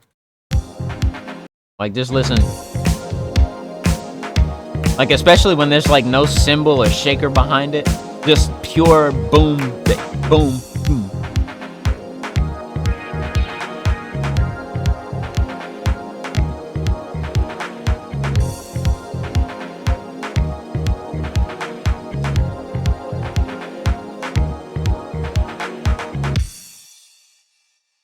And just like from start to finish, like it's just pure funk.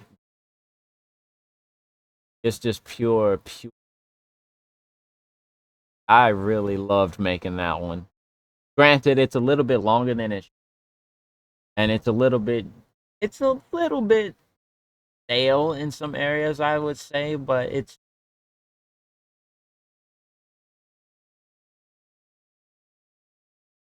we got like stuff that I've probably already covered here. There's a lot that I've already done, especially on like previous. There's also a lot of music, a lot of new music. There's been a ton of new past year as well. Oh, I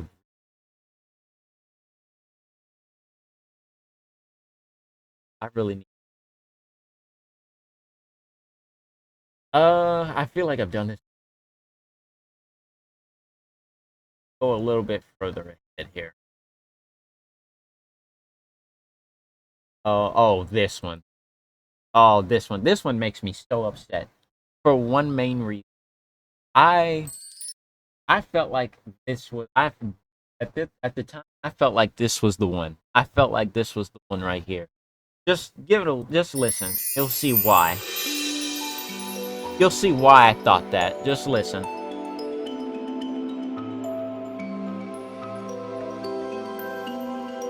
Like from the beginning you can already tell, like just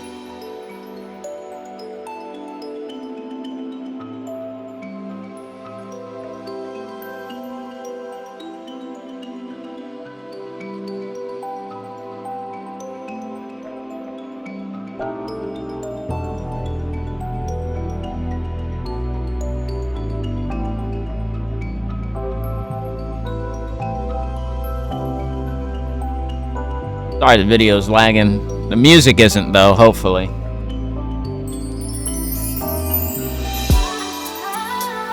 Hear how that shit comes in, dude? With that vocal? Like how could nobody have paid attention to this? This is the kind of shit that makes you want to do a fucking two-step. How that bass comes in. How like it just like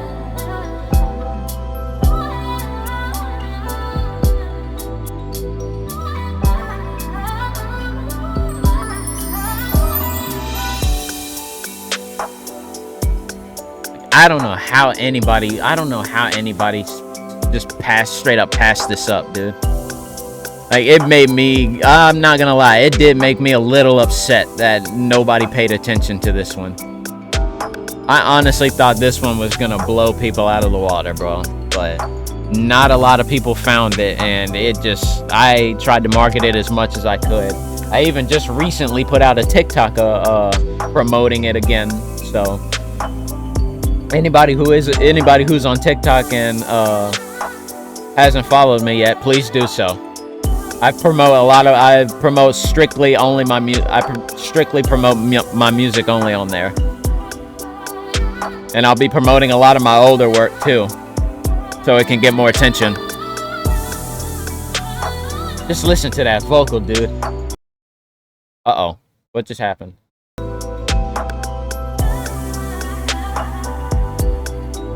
Trash ass internet. That's what it was. That's what happened.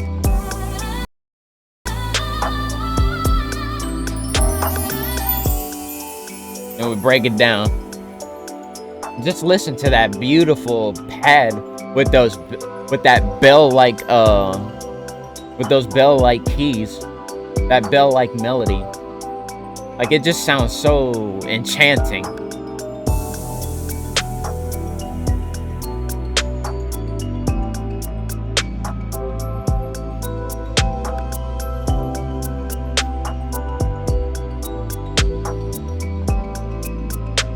Alright, we might actually have to turn down the quality if it's fucking up like that.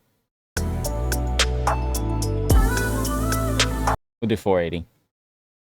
At least let me do that with this trash-ass internet. Fucking hell, dude.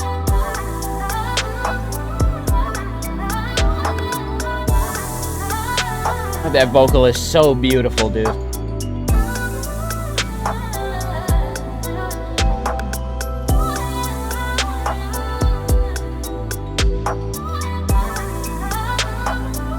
Alright, one thing I have to say before we lead into the bridge here. The bass line intentionally was only meant to play through the second half of the loop. But for this part right here, leading, like, this part, like, when we go right back into, like, the main, like, what the fuck is, I guess you could call this the chorus, but, it's like that main part. I arranged it so that the bass line that plays in the second half of the loop plays throughout the full thing. So it basically, the bass line loops twice, but it's in perfect sync with the whole. So like, give it a listen.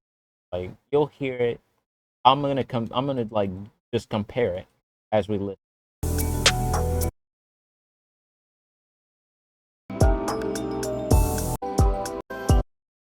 So like right here, you don't hear no bass line. Well, that's because it's a breakdown, but still.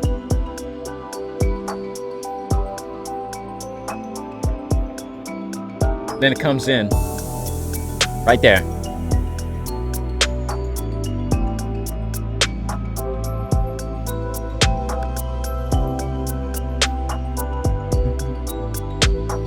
Right there. Sorry for ruining that for you. Then you hear the bass line come in right there immediately. Originally, it wasn't supposed to do that, but I arranged it so that it does.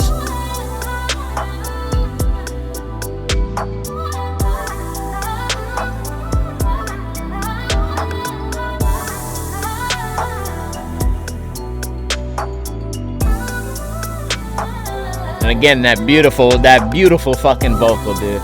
That beautiful vocal. I wish I knew who did this.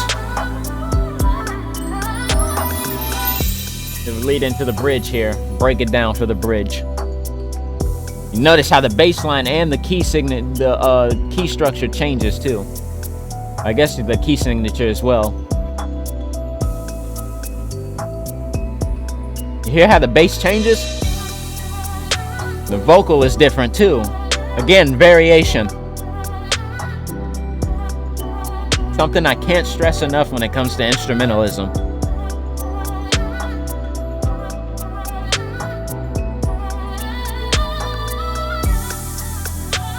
Whoever did this vocal needs a fucking raise. I wish I knew who it was too. I was never able to figure it out.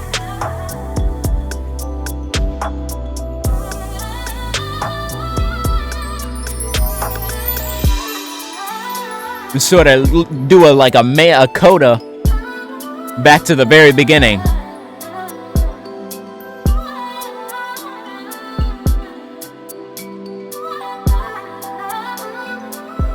That's that two-step type beat. And we go right back.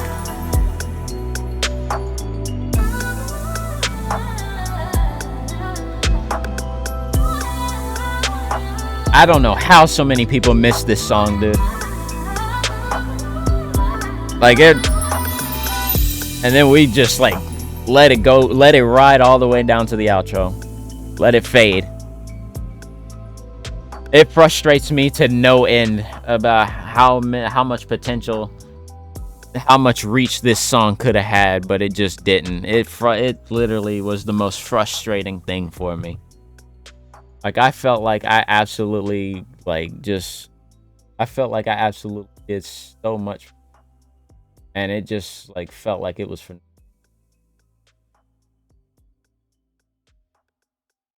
I was definitely frustrated. I've done this. Oh, we have to get into this. We have to do this. I may have covered this one already, but this one is by far my favorite song.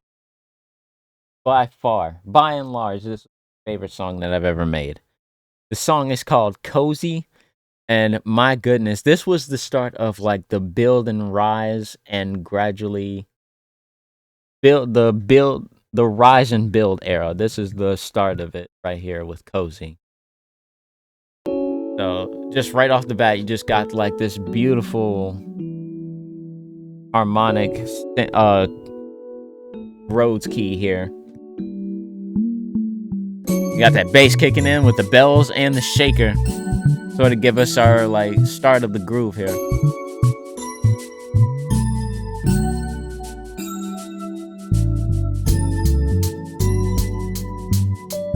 Got our kick in our hat. Just sort of like a swinging a little bit. Keys kind of like do their own, give it a little bit of flavor there.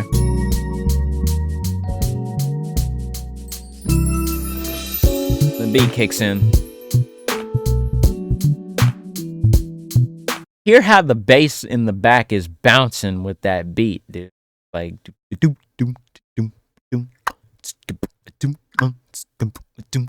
just like really listen to how that bass just coincides with the backing beat. Oh my goodness. And then like just like the dum dum.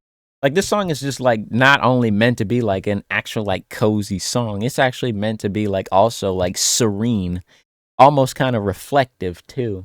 Like give a listen. You'll find out why I said that those last few descriptions later in the song when another like very important part of it kicks in. So just listen how the bass and the drums just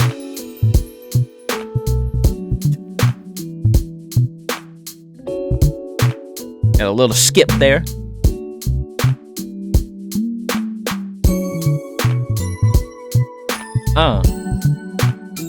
The bells kind of help too.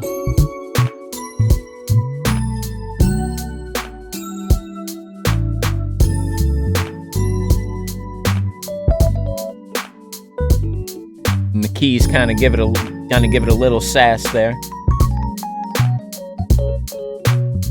Get a little bit saucy there with the keys.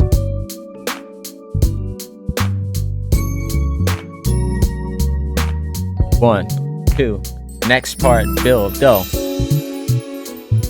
Break it down, add the strings in here. Now the strings are gonna give it a little bit of more of that serene feel. And they go from low to high.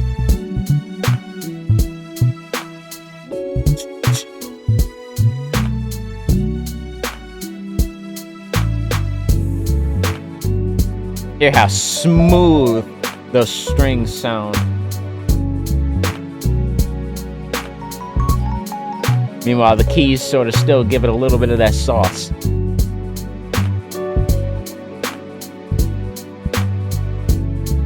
And there's one last part. This is where it all comes together. The lead.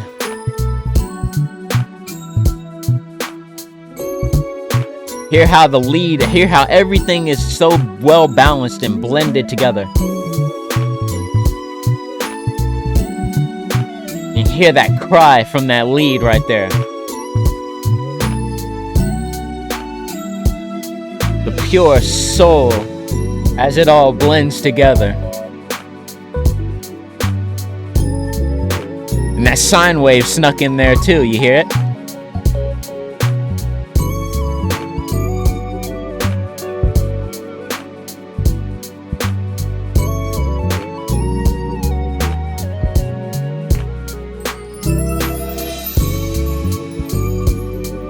Breaking down the beat a little bit, making it a little bit more funky.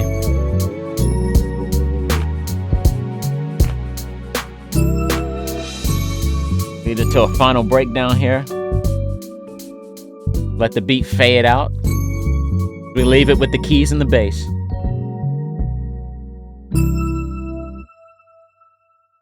Let that ring. We did this one already. What's another really good one?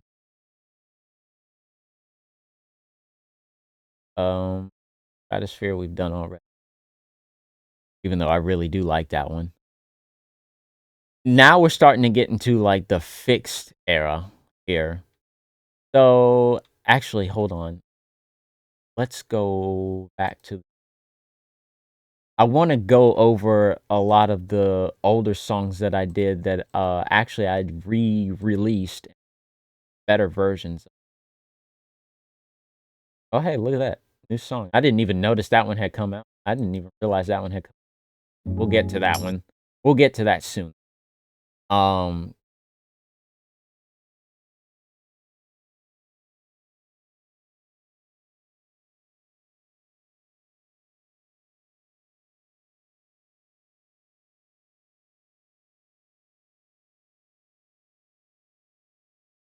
the re-release series. Yeah, here we go.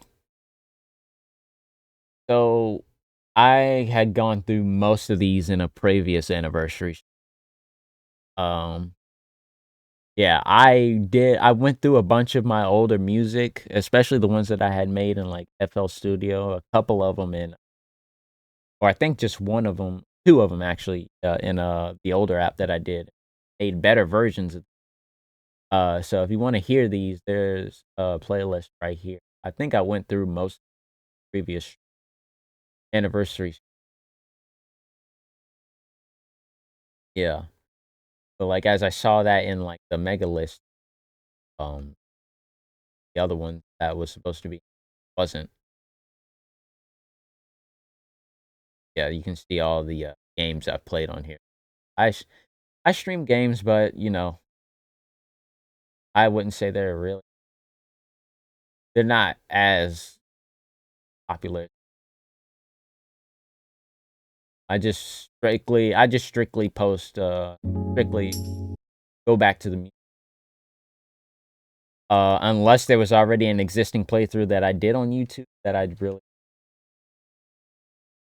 keep all together.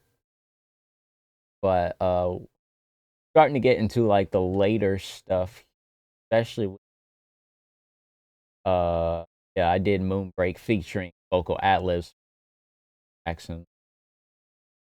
I think I covered that what was it? Last year? Maybe I didn't, I don't know. We'll just go ahead and give it. 'Cause in case I didn't cover it. So like right off the bat, you just got the snaps in the bass. Sort of similar to how Michael Jackson, did the beginning of some of his songs. And you hear his ad libs, I would say.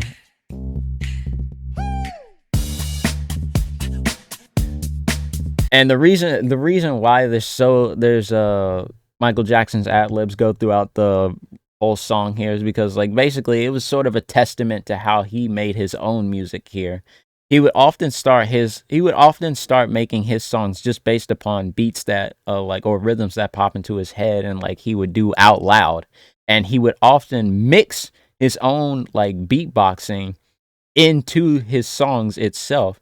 Like a good example of that is a Tabloid Junkie. Anybody who hasn't heard that song needs to listen to that song. Basically, in Tabloid Junkie, you could blatantly hear his beatboxing incorporated into the main beat of the song.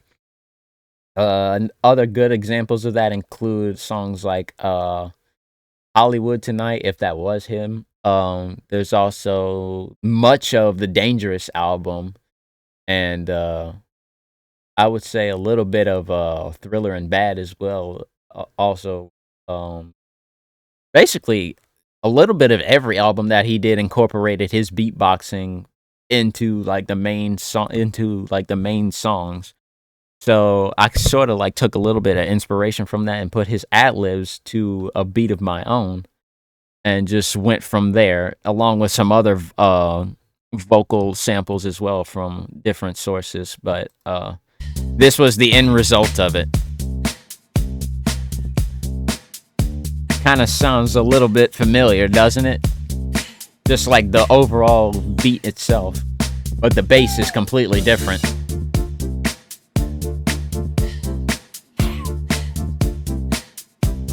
I call it Moonbreak. Basically, is like a testament to, like, you know, the famous moonwalk.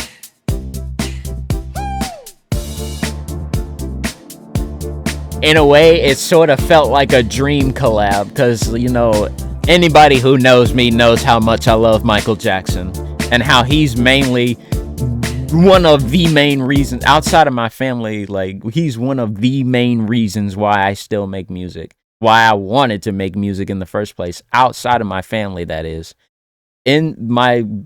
But forever, my biggest inspiration will always be my family, especially my dad's side of the family. Like, they were full of just some talented people, bro. Gospel singers, you know, instrumentalists. You know, my dad's father was basically responsible for teaching my whole dad's side of the family how to, like, basically do everything involving music. Anything he could put his hands on, he could instantly turn into an instrument. You know, he was a virtuoso. You know, we lost him like almost 4 years ago now. Every time I, you know, make music, or anytime, like, I think about, you know, like, how the things he would have taught me, if he were still, the things he would have taught me had I had more time with him. You know, just that's what really gets me thinking. You know, just all the things that I still could have learned from him. But, you know, I do it, and I made a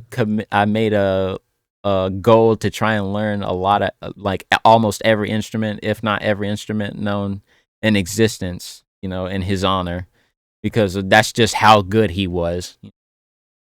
But other than that, you know, like, my dad was a drummer. You know, he used to do music as well before, you know, like, he started working a lot more. But yeah, like, literally my whole dad's side of the family is, like, just full of, like, musicians, dude.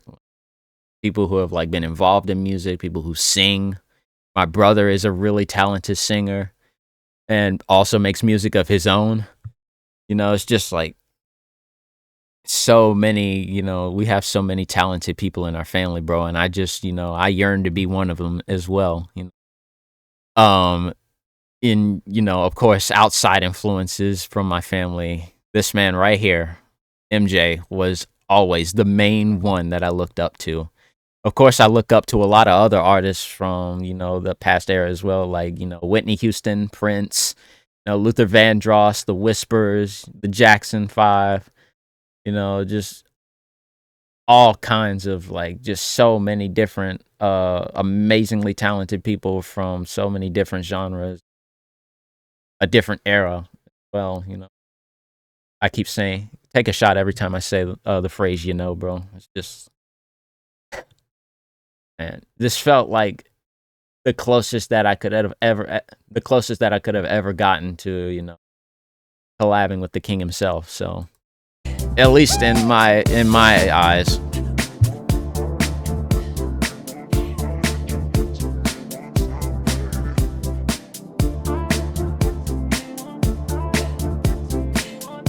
See, that vocal right there in the back, that's not Michael, but I just decided to incorporate it from a song that I scrapped years ago. I felt like it really fit.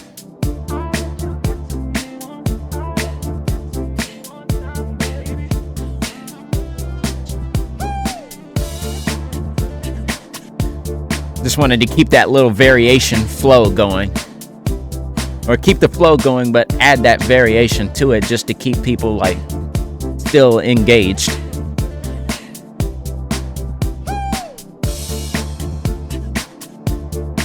So just let the groove ride a little bit here.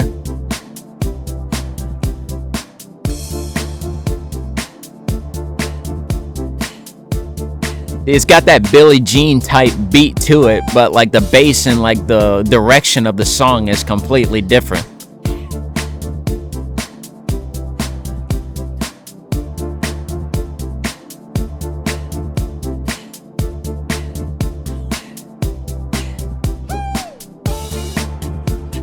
It's also a different vocal background from Michael.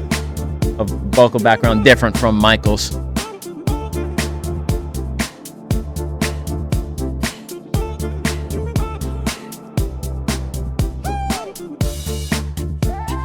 Another one. Like I said, variation. I'm trying to keep people like engaged and being like, oh, this is different. Oh, this is new. You know? But I'm not trying to do too much though. Because it also fits really well with the groove. Break it down here.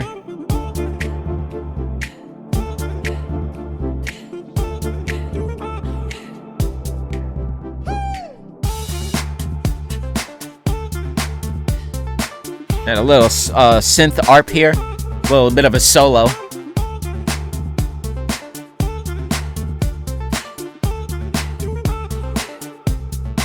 Two, three.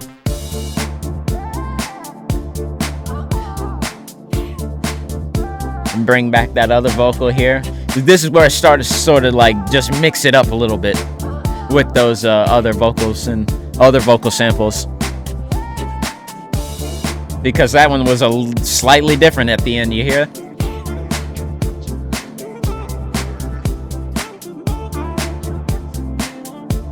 You notice how the snare is kind of hitting a little bit harder. It's got a little bit of a clap behind it too.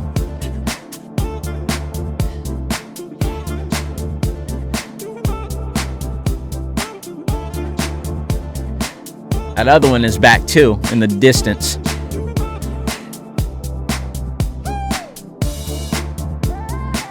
I felt so proud of this, dude. I really did.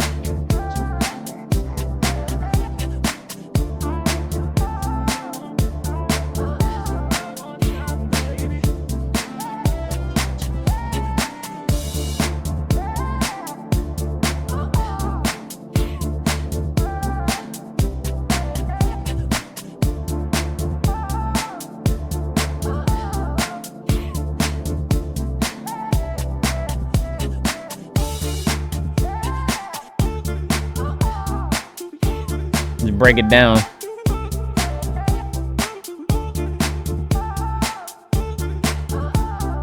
See how there's kind of like a hold on. See how there's kind of like a call and response in those vocal samples right there. While one's going, one goes, then the other one responds right back. Then it goes again. Then the other one does the same thing. Does the same thing, kind of like it does the same thing back. Like that call and response pattern right there, I felt like was really cool. And I didn't really pay much attention to it at the time when I posted this. But like when I looked back on it, I was just like, oh, I didn't realize I did it like that. But like, that's pretty awesome. Like, just listen when this breakdown happens.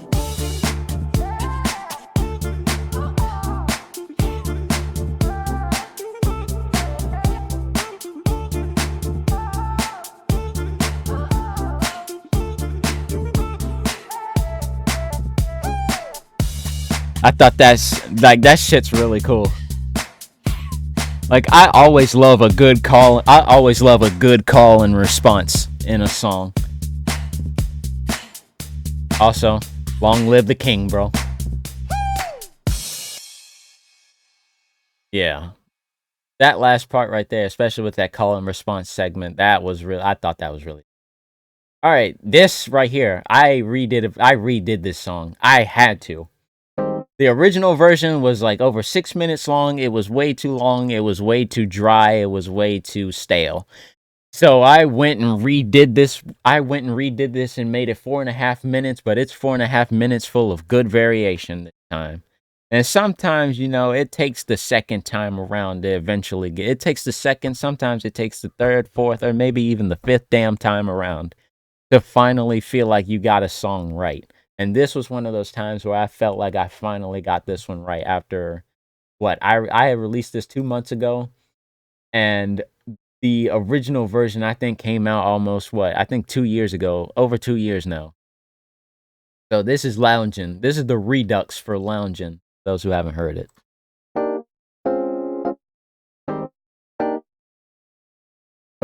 See if we can get good quality for this video. And just like right off the bat, you just got the keys.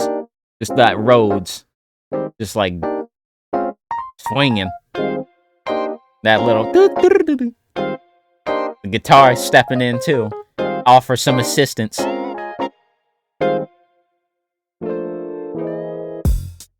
And they make way for the drum. And they make way for the drums to start making their way in. Drum and bass. First we get Rhodes and guitar, then we get drum and bass. And then they come together. Well, everybody except for the guitar. The guitar man takes a bit of a little... Still takes a break. We just gotta let it slowly... Just slowly let it build. Like, let it be smooth for a little bit before we start grooving. And that little bass slide right there. Let the roads shine. Meanwhile, the bass in the background just swings with it. Still coinciding with all the accompaniment.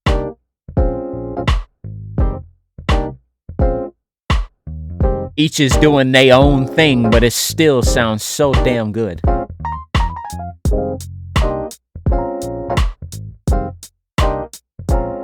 Almost like a D'Angelo type beat here, maybe. The guitar man steps right back in. It's his turn now.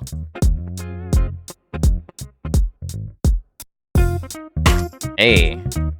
Gets his own little solo here with that little lead there.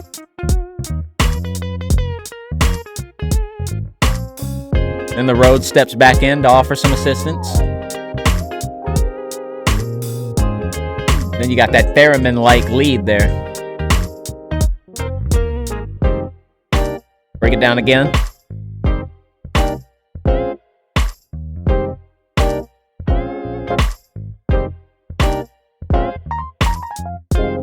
Getting a little saucy with the keys there.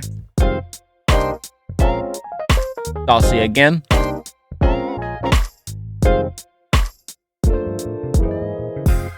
And we got the organs making their way in here with an unexpected entrance. Offering their own little flavor too. This is where we really start to groove right here. This is where we really start jamming.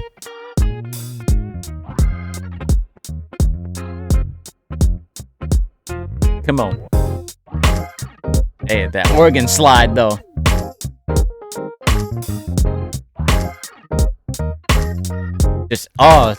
It just emphasizes it. It just amps it.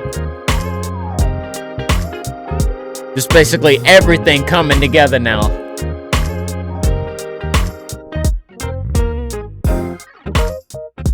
Coda back to the main part here. Just with everything now.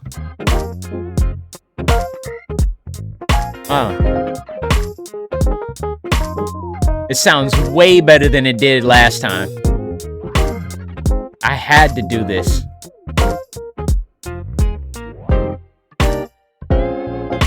Break it down again. I think this is like the last part of the song too. Yeah.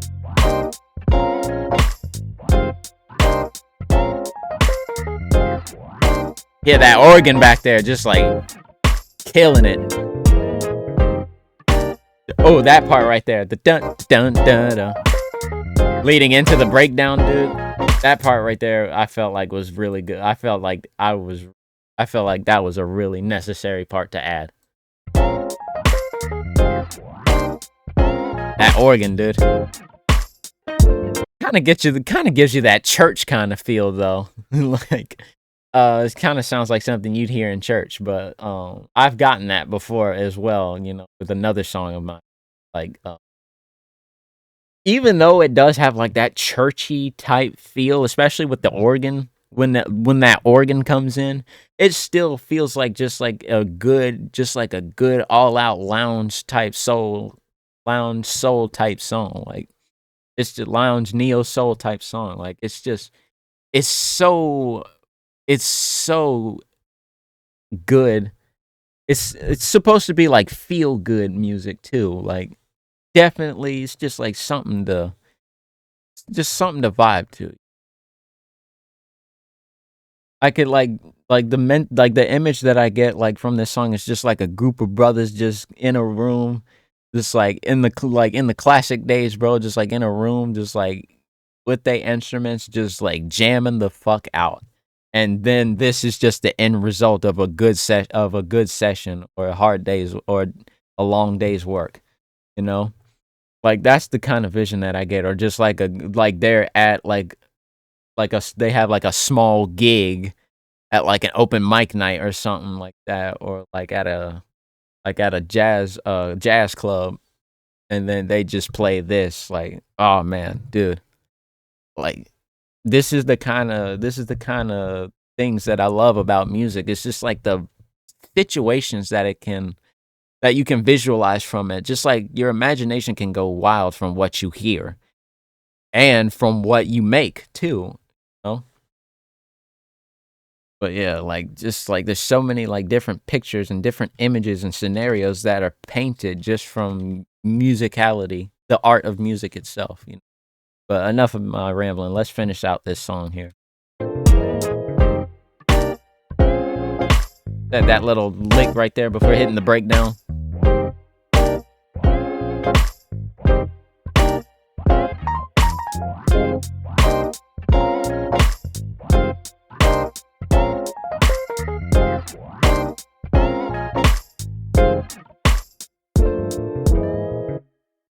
Felt like that was a good way to end it. Just like the dun, dun.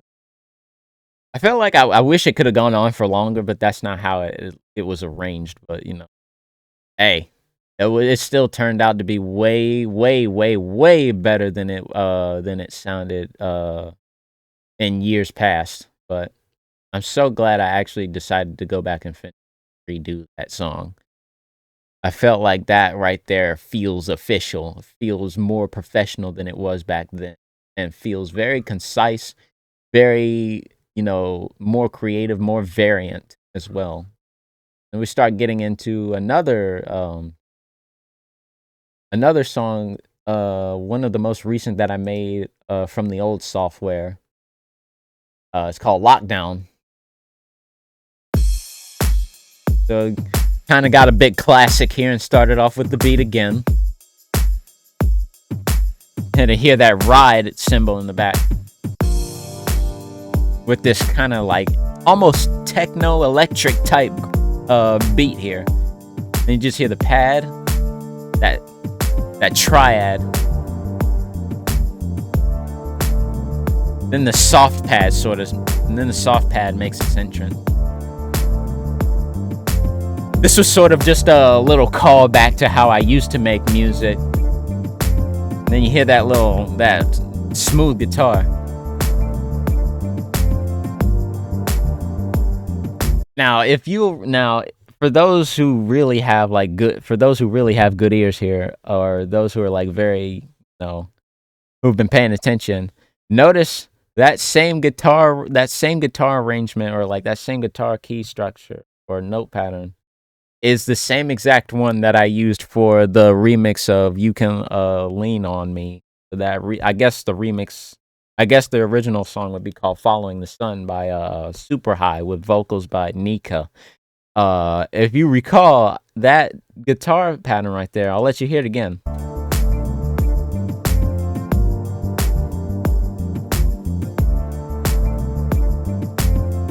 Yeah, you hear that?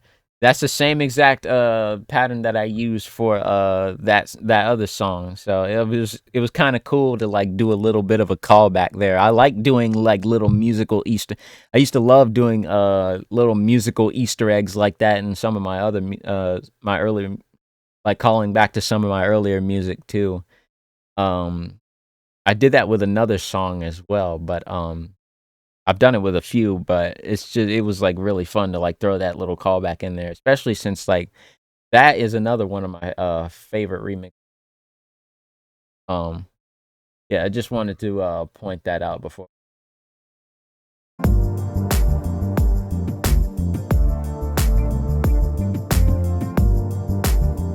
And just you can just really hear that ride cymbal just like accenting that groove.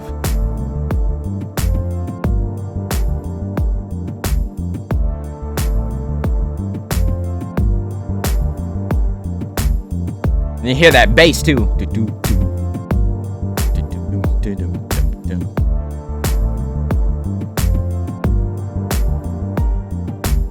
Bring that piano in there. Surprise variation.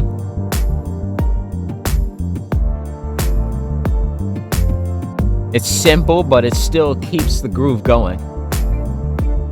And the guitar is brought back as well.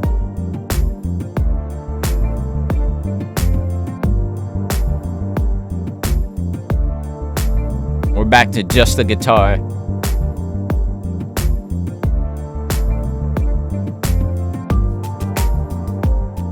And the piano gets its little solo right here. The groove kind of gets a little slightly funkier.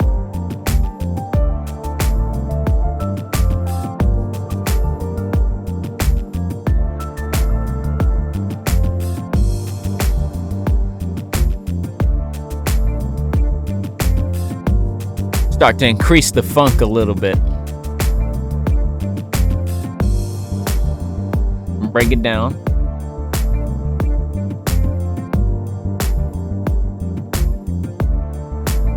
And break it down once more.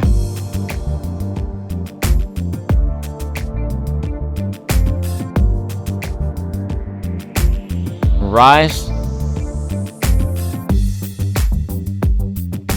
Change up the bass a little bit, or at least the backing, or at least the sequence.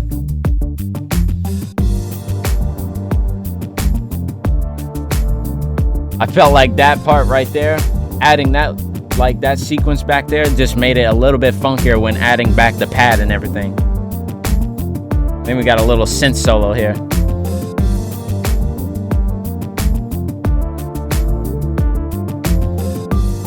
Bring back that piano solo now.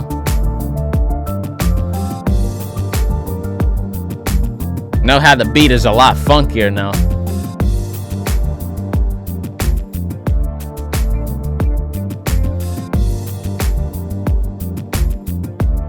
Of course, the ride cymbal is gone, but the groove is still strong.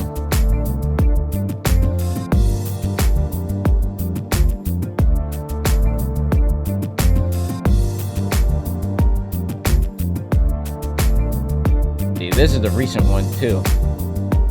Yeah, a month ago, August 14th. Well, that's like almost 2 now. But yeah, this was a neat little callback to like my classic days.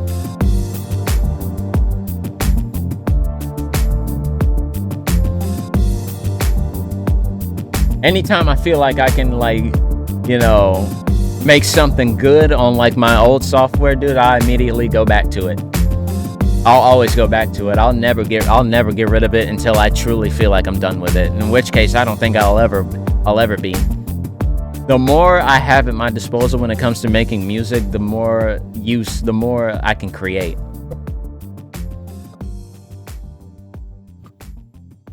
Let that fade, bringing back that ride. This next one is called Isolation. It's meant to be more of a melancholic type of song, but also meant to be very chill as well, as far as like the vibe goes. I think this is I want to say hip hop or trap centered type of beat, but I don't know. I'll leave that up to interpretation, but or it could be R&B, but um yeah, I wanted to try and like take a more simplistic yet also a very calm approach when making this. It's meant to be sort of reflective, but also um as the name implies, it's meant to have like a lonely tone. Here's isolation.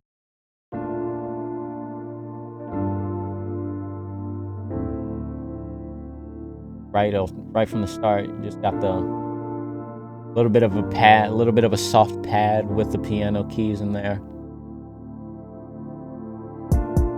Got the kick and the high and the cymbals, basically giving us the direction.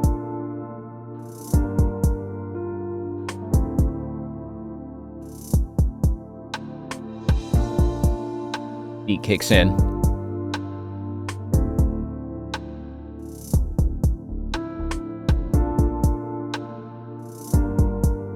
That three note pattern right there. It's just one of those songs where it just has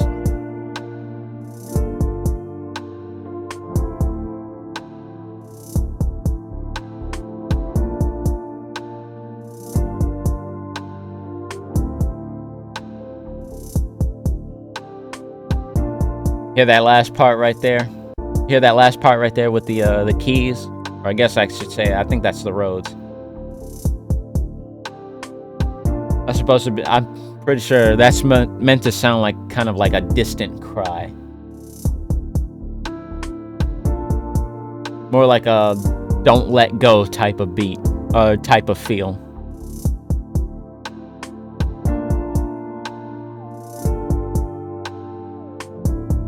Added that little synth lead right there, just for variation.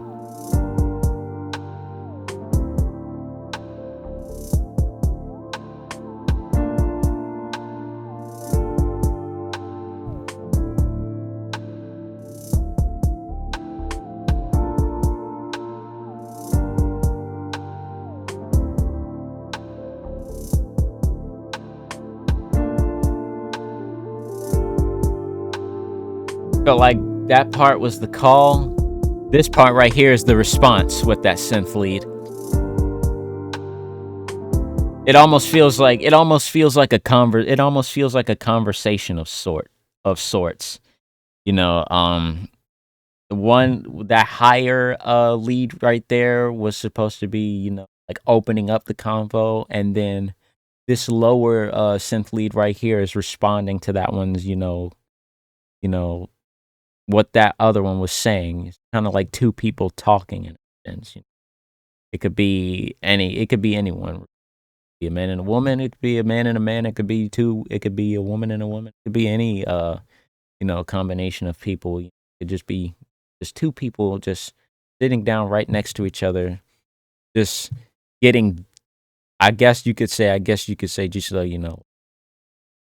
getting deep. You know, almost either philosophical or existential, maybe even, you know. It's just, you know, it's meant to convey some of like the deepest or even some of the darkest thoughts that two people may have between one that two people are having, and they just discuss it,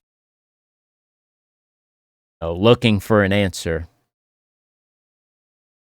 So I'll go back to where the higher plays or makes its entrance.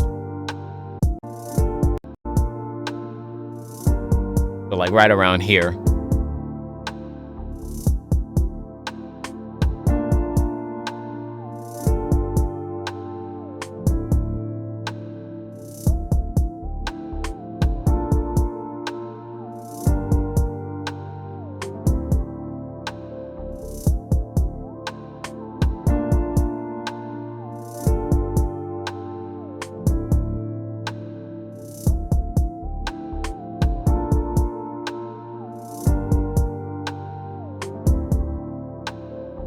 Here comes the response.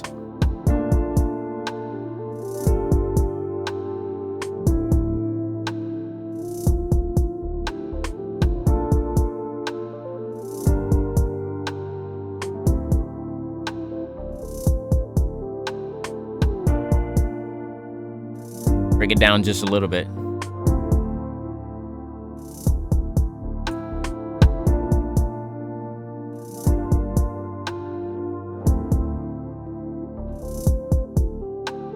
Brought it back for a little bit.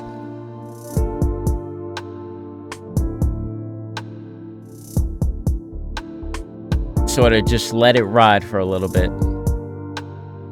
It's meant to be just a simplistic type of song, while still capturing like that melancholic feeling.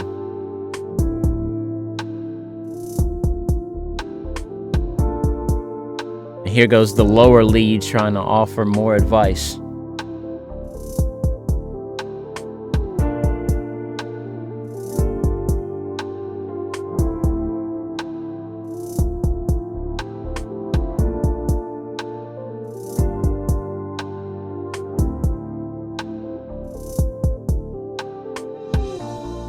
Break it down to finish it out. Let it soften just a bit.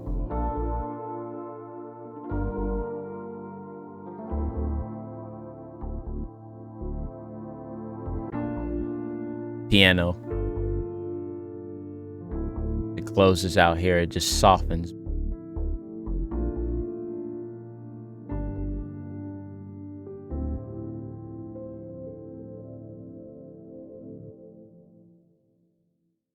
Sort of rings for a little bit. Now this one right here, this one, I actually did something a little bit weird with this one. I took Do Your Thing. That's just my slang. That's just my slang coming out in my music there. But Do Your Thing, this song, I took a New Jack type of beat to a pure funk disco loop, dude, and I turned it into something completely different. And this was the end result. Like right off the bat, got that hard hitting groove right there.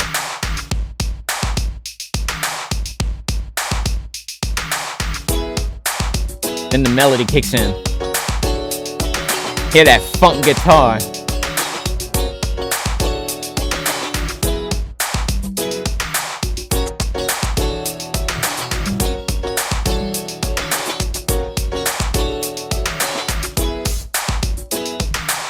It's like a funk guitar, and then I think I hear there's a piano in the back as well. And then we got the synths. Just the synth and the beat and the bass. You hear the bass a little better too. Hear that? Just pure funk, dude.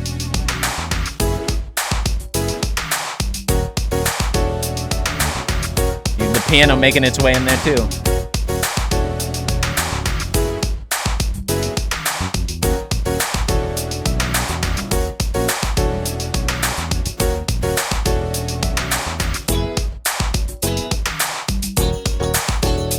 And we bring everything back for the chorus here.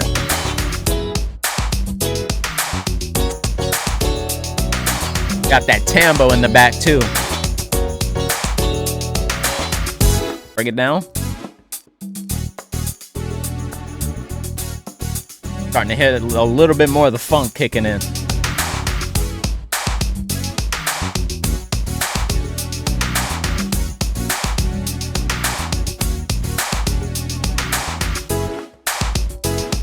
Piano is back.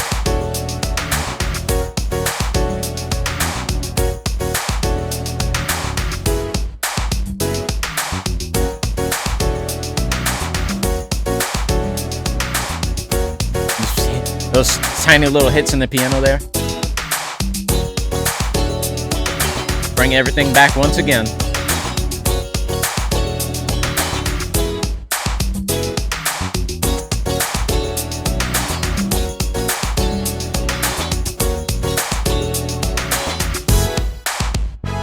Break it down for the horns.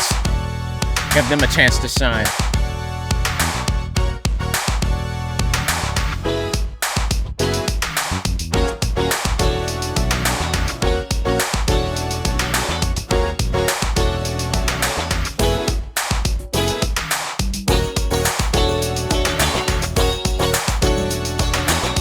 Just maximum funk.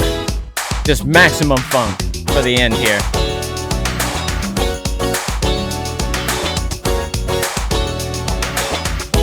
Break it down again. Give it like gotta give it a funky breakdown for the end. Always.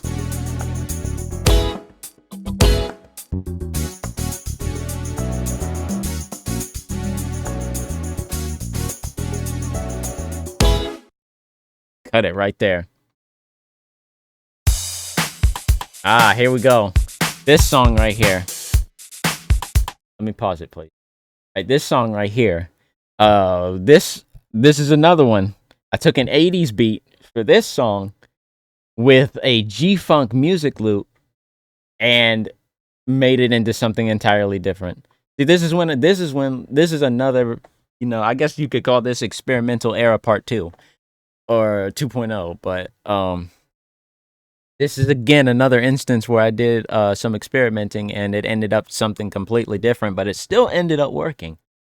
This right here, Let's Boogie Tonight, is a 80s themed track. A lot of people really like this one too. So I'm going to actually take a break and use the restroom while you guys listen to this one. So I'll be right back. So.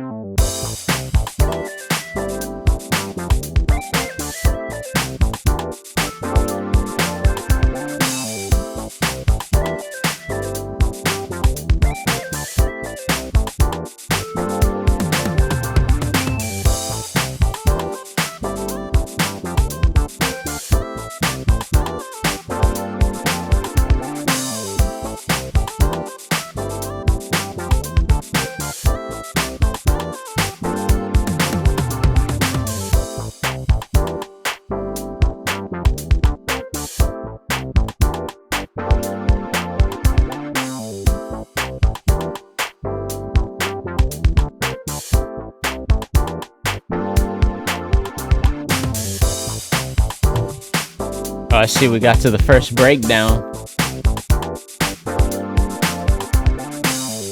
Now, if you recall, actually, this breakdown here. Oh, and also that synth part right there. Both of those, actually.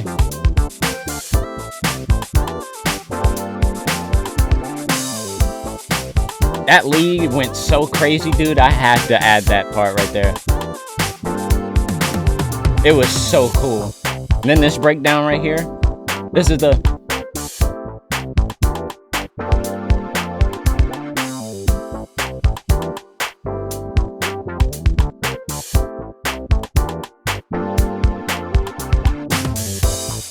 That breakdown here, that breakdown there sounds familiar, will sound familiar for a lot of people. That's the exact same breakdown that I used in the re-released version of Pump It Up, which was another one of my favorite 80s beats that I did, that I've ever done. But like I sort of wanted to make a little callback to that. So again, I like making callbacks to my old music. And this bass line just goes crazy. This bass line just goes absolutely nuts. And then just adding little stuff to accompany it.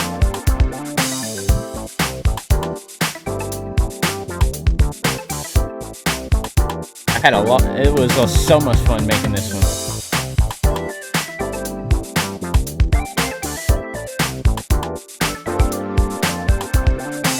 Bring back another synth, so bring back that key solo again.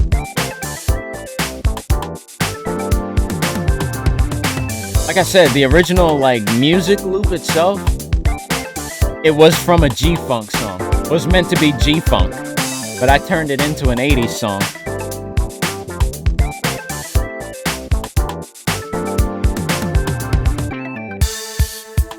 Here we go again. This is another familiar breakdown. This is another similar breakdown that I did in Pump It Up.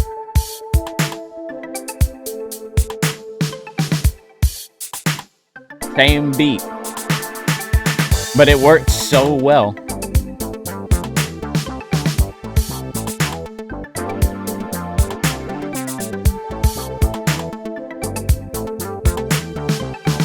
Got some strings in there. And that little synth ARP sequence in the back there.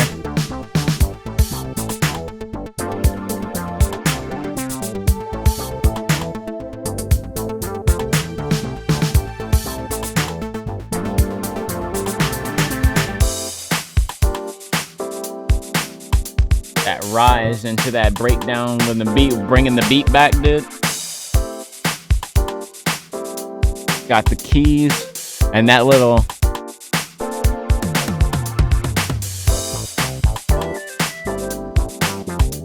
Just bringing it all back one by one.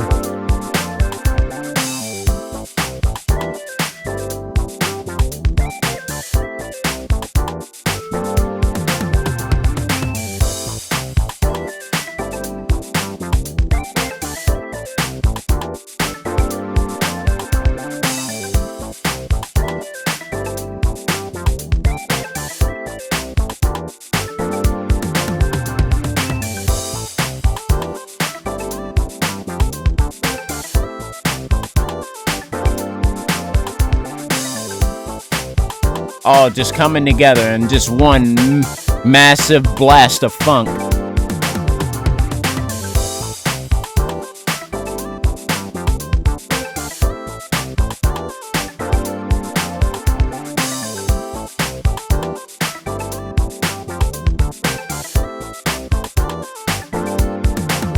We break it down again.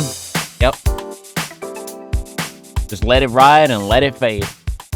This beat was too good to just cut off.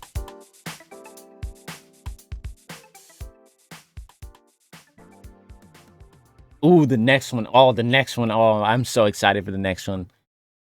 Oh, I'm so excited for the next. Oh, this one right here. Okay.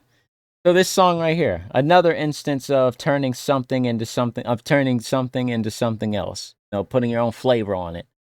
I turned this song into basically, and like it sounds like it was originally, I think, like a neo soul, almost disco like type song.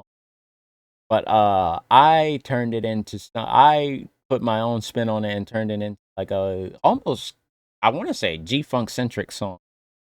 Old G Funk, like it could be old G Funk to hip hop R&B type song. But I will say, and I will give credit where credit is due. This song features a sample from the song I Love You All Over Again by Charlene Nelson Scott. So, link is right there. If you ever come to this video, check out her original version right here. Please give it love and support, as it is an official release. But I wanted to go ahead and put my own spin on it.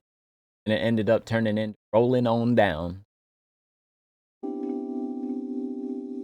We start off soft with the keys and everything, with the Rhodes. And that bass kicks in right before the beat.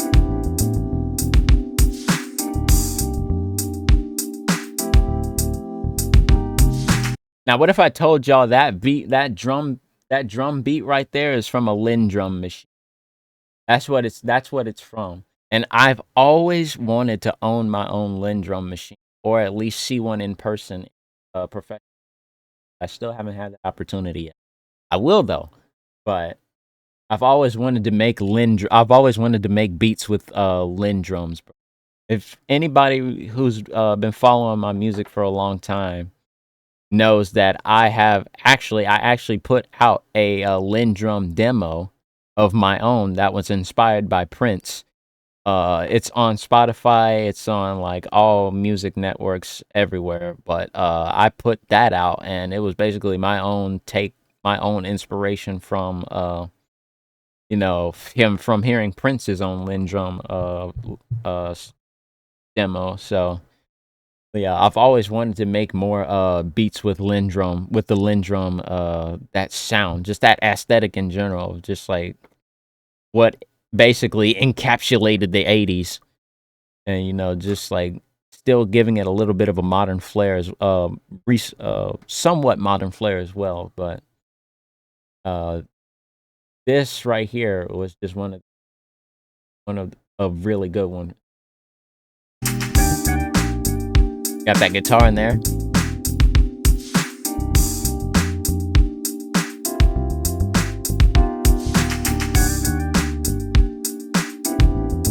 That guitar.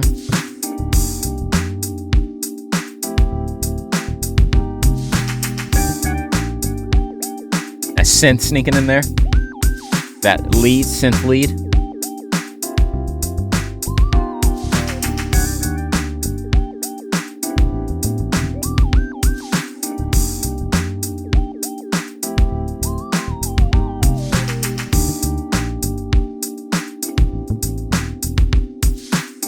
It's meant to be just like a chill, but also like still really groovy too.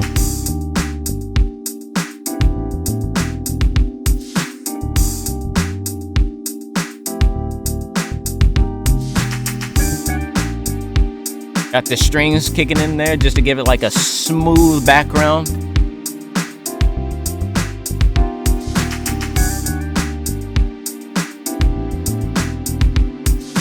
This feels like we're building up to like the main part here, which we are, because that's when the piano kicks in.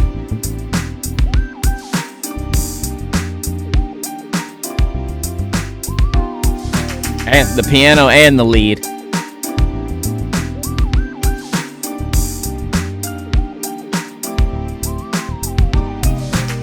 Break it down.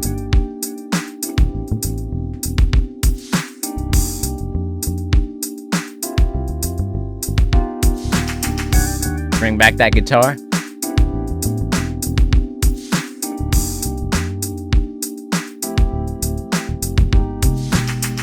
And we add a new guitar in here.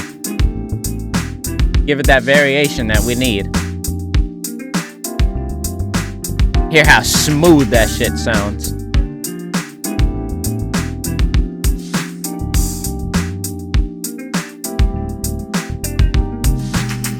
Beautiful.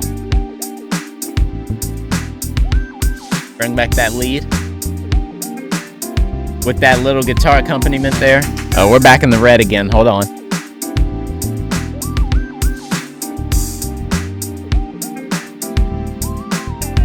All right, we're good. Just had to let it rest for a minute.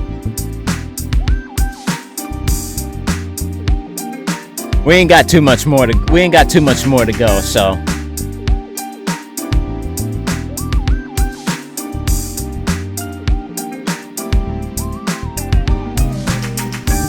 This has been so much fun, dude. Just going through the journey thus far, leading up to now, dude. It's been so much fun.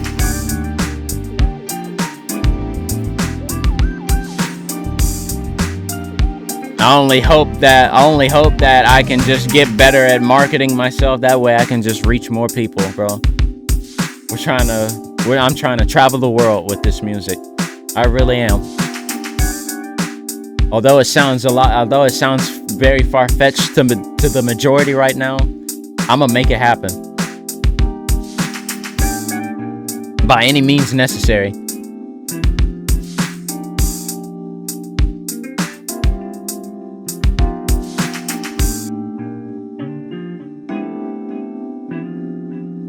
Finish it off right there with a nice breakdown. Letting the keys and the guitar take it out right there. All right. Before we do this one, because this is the newest song out right now, we'll do this one first.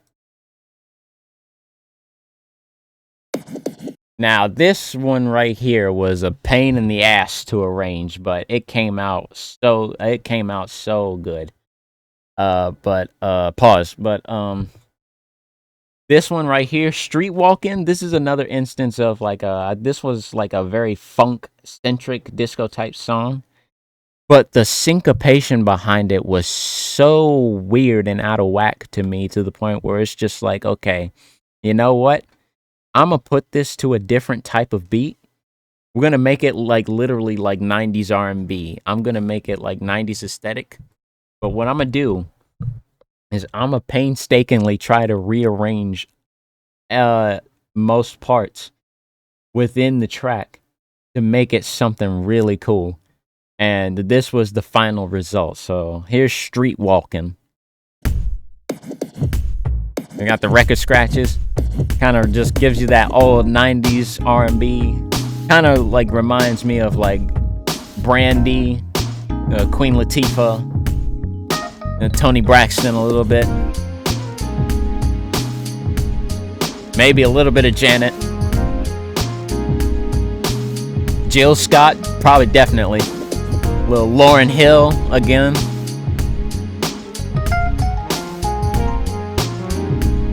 Maybe even Boys to Men. That breakdown into just the keys there with the bass.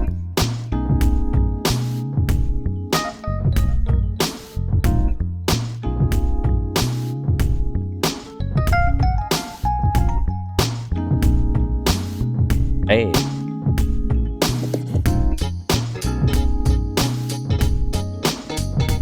The bass right here, that bass line, or I guess like that little guitar part, was the hardest part.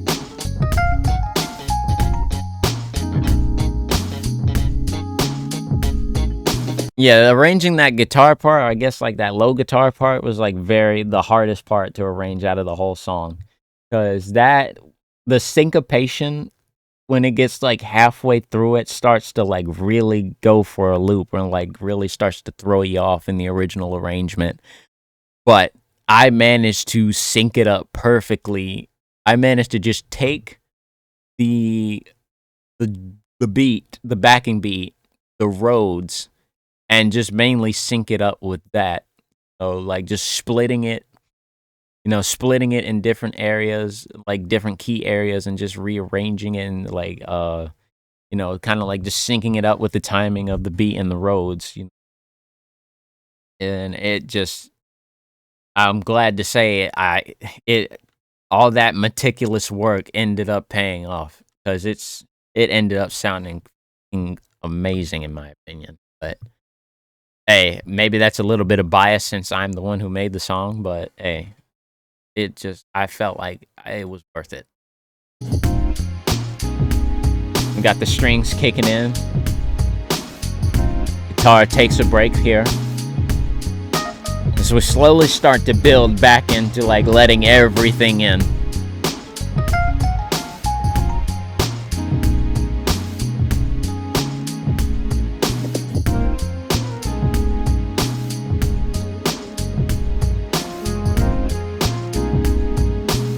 I hope there hasn't been too much scuff this stream. There's been a little bit, but hopefully it ain't been too much.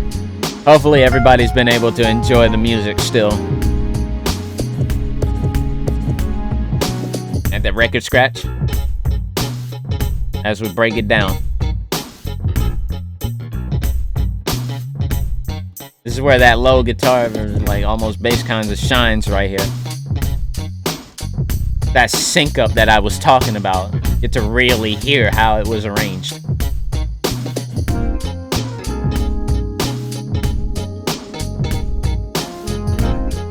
Bringing in that horn section.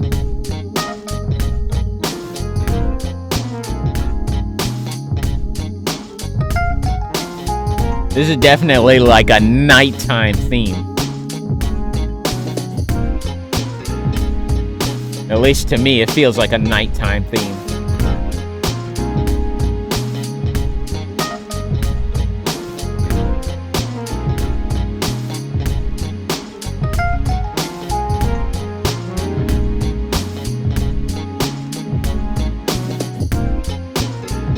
for it. We'll go for it one more round.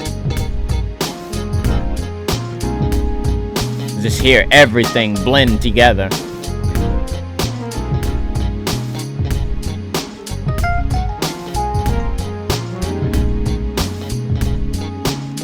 Scratch it, break it down as we take it out here.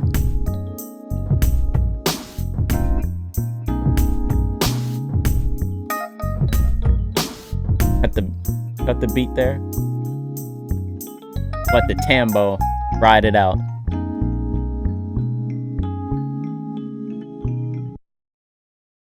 Finish it. All right. One more song in this playlist that we need to go through, and that song is currently out, and that's the newest song currently out right there, right now, called "In the Mood." And I'm pretty sure you can guess the context as to what this song, as to how this song is supposed to make you feel. But you know, it's one of those just like those smooth songs that I try and like go for. You know, every once in a while I've made songs. With the very first of that nature being, "Someday She'll Be Mine." Then what's another good, as far as like uh, I know there's like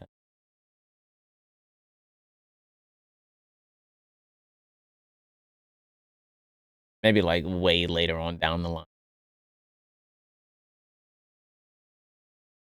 Yeah, like "Love of My Life."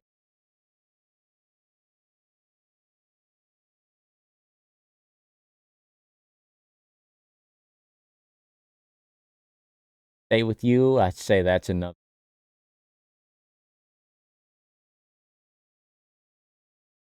Maybe that's more of like a hip hop R&B type song. I'm talking like just smooth, like just plain like R&B soul.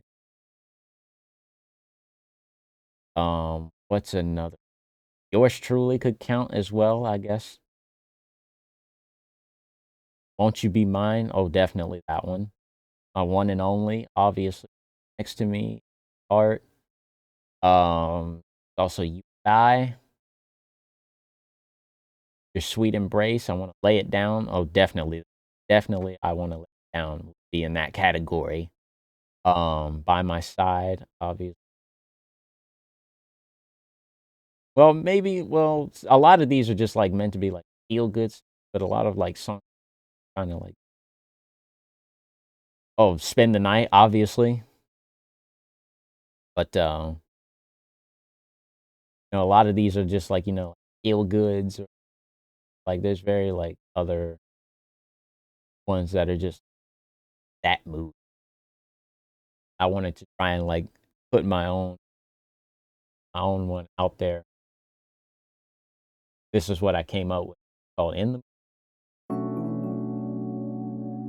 This is the newest song out right now. Please check it out and please share it.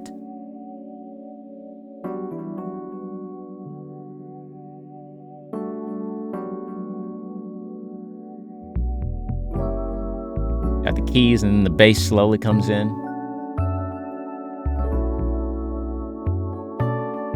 Like very melodic, very, very smooth, very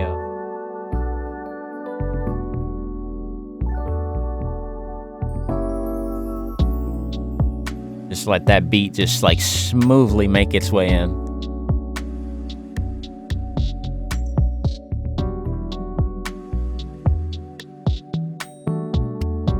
I wouldn't say it could be baby making music, but hey, you never know. Somebody actually might listen to this and actually might make some babies to it. I would hope. That would be a huge honor. People making babies to my music, bro.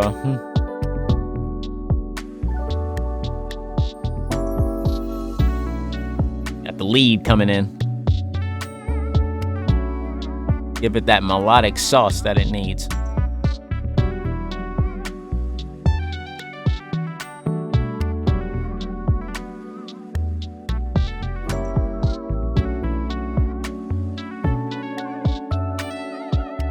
How it just goes so well. with the backing beat.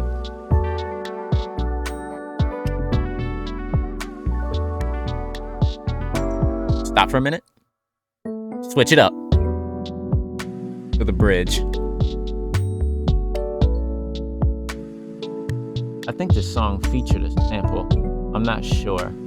Let me check. Oh yeah, it features okay, so the bridge here. Let me make one thing straight. This bridge here, this features a sample. This bridge is a featured sample from the song "Relax Your Soul" by Lounge Crown. So I just wanted to make sure I give that out. I put that out there. Give credit where credit's due, obviously. But I wanted to use that as the bridge for this song. So like that switch up when people want to hear or expect something a little bit different, just to keep the song fresh. No, I wanted to try and use that bridge because I thought it fit perfectly in here. Just the transition and everything to it made it really fucking good. So we'll go back and hear the whole thing in full. Yeah, here we go. Boom.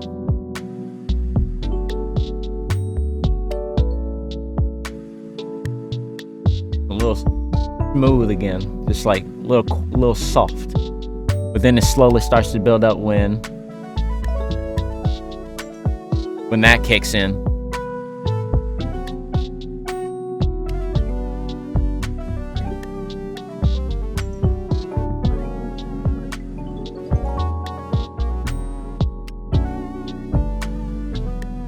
You can almost picture somebody singing, even though it's not.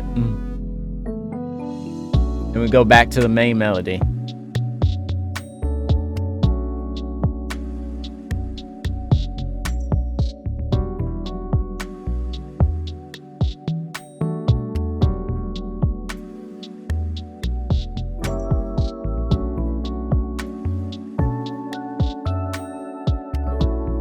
Such a smooth one, bro. I was really proud of this one. I couldn't have come up with a better title for this. Because that's literally what it's supposed to make you feel. Uh-oh. Pulling on my cord here. My charger cord. I want my phone to fall. Notice how do we bring back the lead here.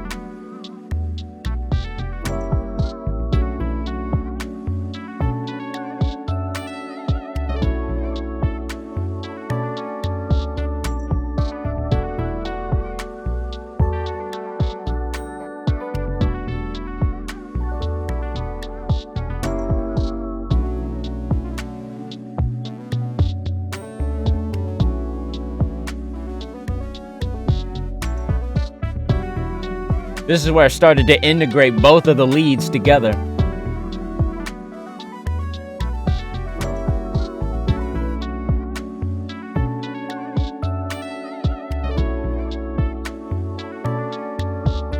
We bring it back.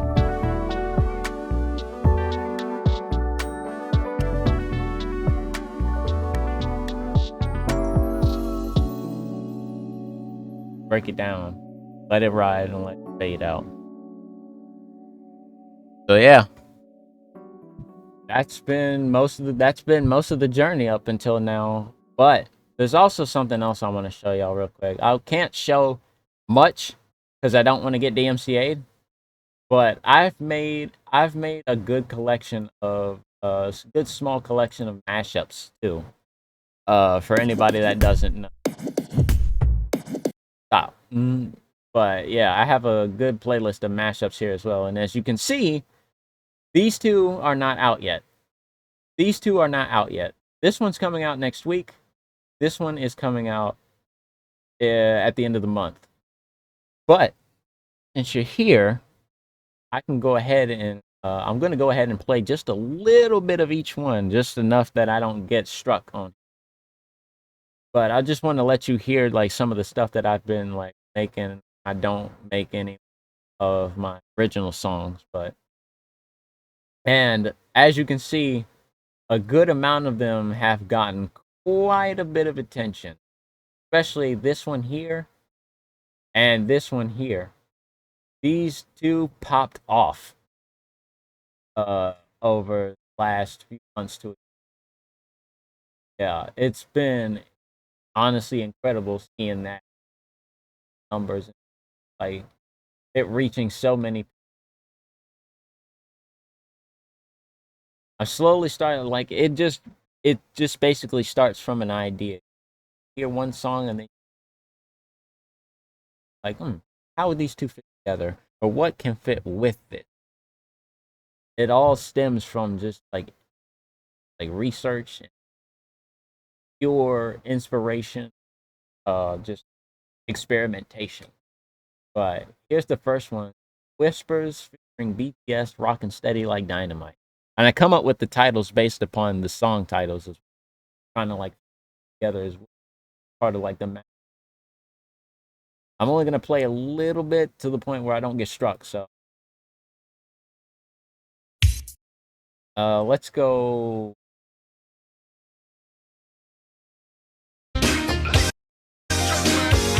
Okay, that's a bridge there. Let's try right here.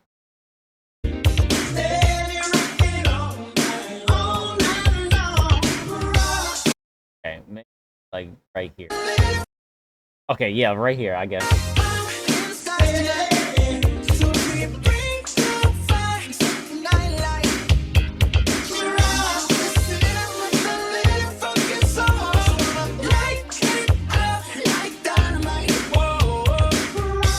Okay, that's all I can do for that one. But you pretty much get the idea. If you like I said, I'm only gonna play like little snippets of these, like little tiny snippets of these. But if you want to hear the full version, you want to hear the full thing, please check these out. And please share them around too. I really, really am proud of all these mashups that I've made. These are some things that people would have never thought to put together and have never thought to put together. Just straight up, not even sometimes people don't even know about some of the arts that I cover. Or like they'll know about them, but they just don't appreciate them.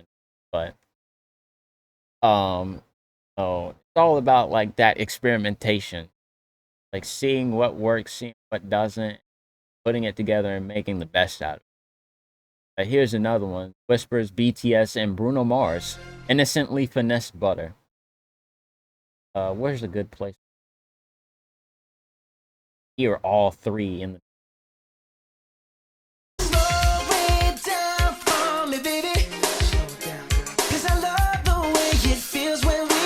So that's Bruno Mars singing "Finesse" there. And the backing beat is "Innocent" by the Whispers.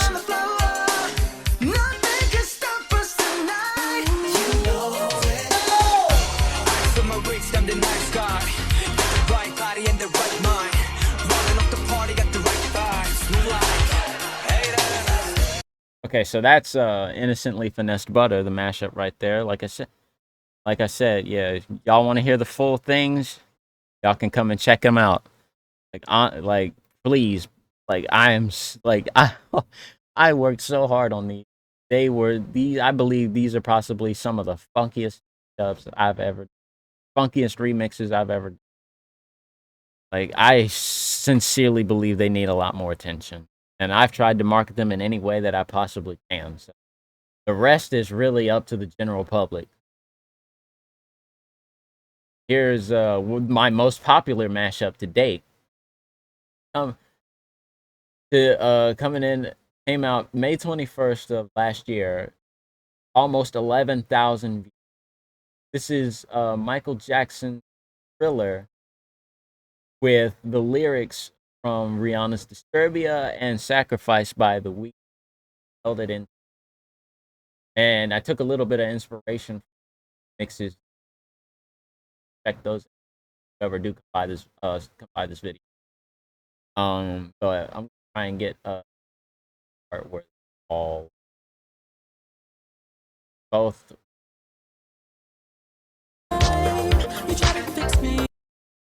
We'll do it right here.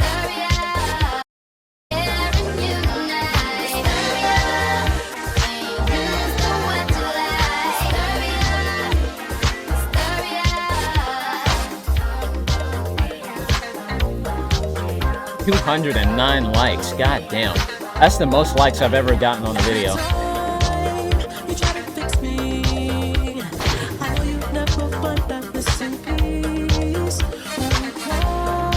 Okay, that's all for that one.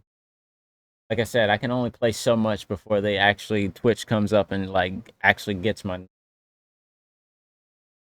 Yeah, that's the a sacrificial thriller in Disturbia. That's that mashup. That when like this, I was so surprised to see how much this one absolutely blew everybody away. Speak for themselves. Like okay, and like here's another one that I got inspiration. So as you can see, this one, "Don't Break My Soul," is a mashup of Michael Jackson's "Don't Stop Till You Get Enough." As you can see, I do a lot of Michael Jackson and the Whispers as well. Like I try to do the ones and Bruno Mars too. Like I try and do like one based off of like my favorites and stuff like that. You know, just like primarily. But like I will try and like venture out to like see what else works. But like as far as like what I really love doing though, I love making mashups based upon like my favorite artists or like artists that I do know and like my favorite songs from them. Or like or any popular songs from them. You know, and like this is obviously "Break My Soul" by Beyonce, MJ's "Don't Stop Till You Get Enough." And it was inspired by the mashup itself was inspired by KV remixes and it featured mixed versions of Michael Jackson's "Don't Stop Till You Get Enough" from remixed by Nick, who makes amazing Michael Jackson remixes. Please check these two out. Their versions are also linked in the description if you ever buy this video to the full thing. So there you go. So we'll see. Oh, I know a really good part.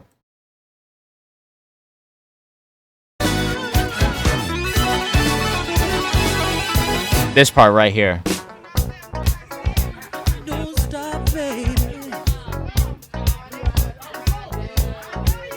This one's almost at 1,000 views. I'm gonna see if we can get there before 2024. We only need 18.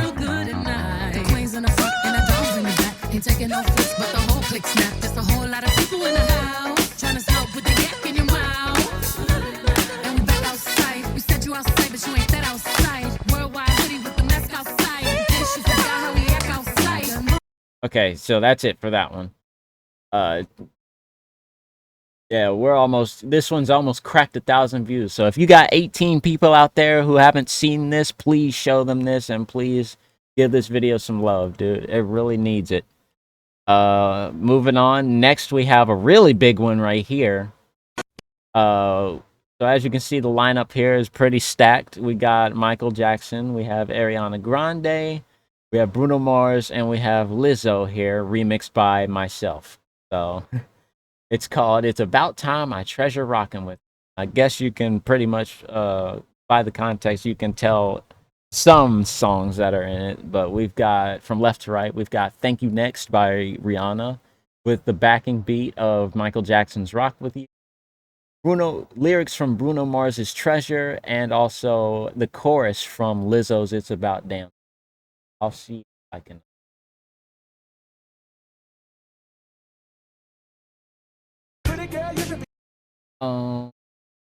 We'll start from there. Yeah.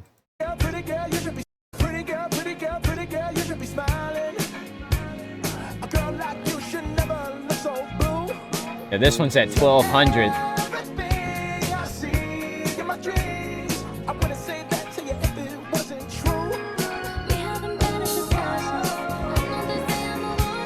Yeah, that pre-chorus.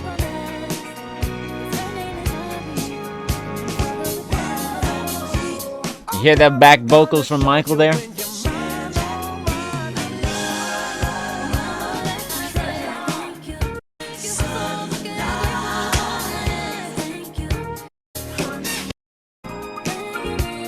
Also want you to hear the chorus from Lizzo here.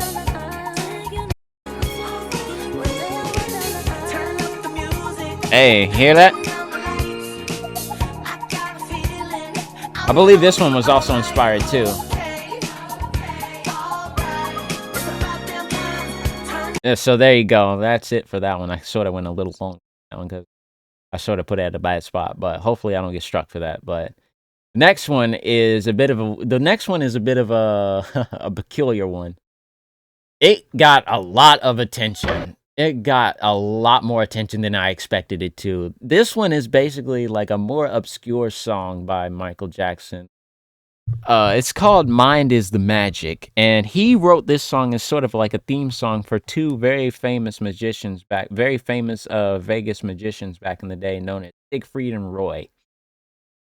And they basically got with Michael, and he made them their own little theme song called "Mind Is the." And uh, there's a mix by Michael J. Mixes here, who did his own version called "Mind Is the Dangerous Magic," mixing both songs, "Dangerous" and "Mind Is the Magic," together.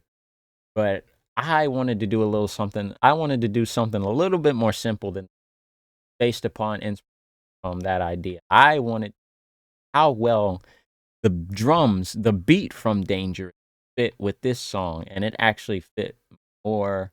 It actually fit way better than I thought it would. Here is "Mind Is the Beat of Danger." Let's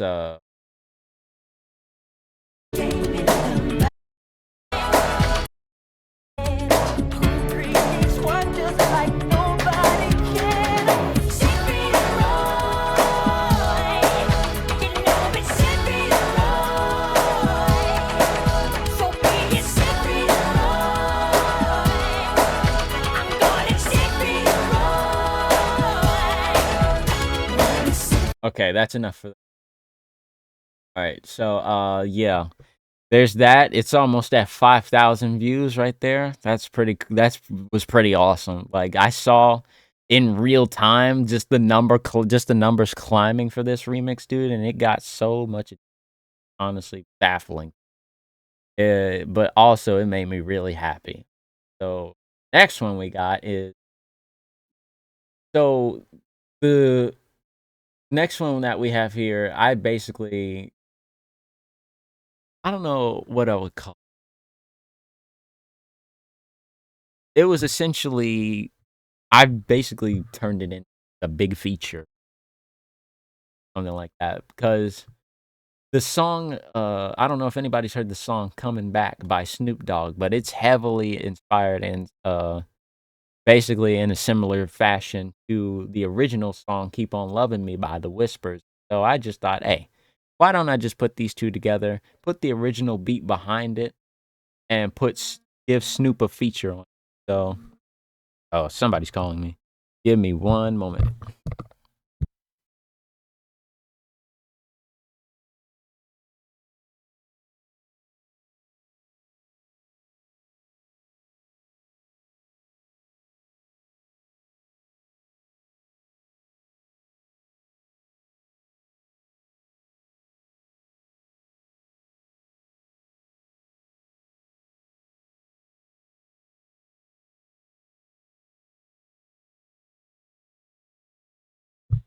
Sorry about that. I got a call. I got to go upstairs in just a moment here, but I want to show y'all just a snippet of this real quick. Let's see. Like a kid on me. I was amazed like a kid on me. No smut, no shit on me. So far up that I can't look now. But every once in a while I find my way back down. I dreamed last night that I lost your love. So sad because it seems so real. Those backing vocals right there are from Snoop's song. I thought they went really well. Okay, that's enough for that though. But moving on down the line here, now we have the Whispers featuring Bruno Mars and The Weeknd. Now, Bruno Mars' Chunky is now mixed with Turn Me Out by The Whispers, along with I Feel It Coming from The Weeknd here. Now, this was another unexpected one that I really didn't expect to work so well here. So, I'm gonna show you guys a snippet of this, but first off, I need to take a small break here and go help with something upstairs. So I will be right back. I'll be right back. Hopefully, I should be back rather quick. Just give me one.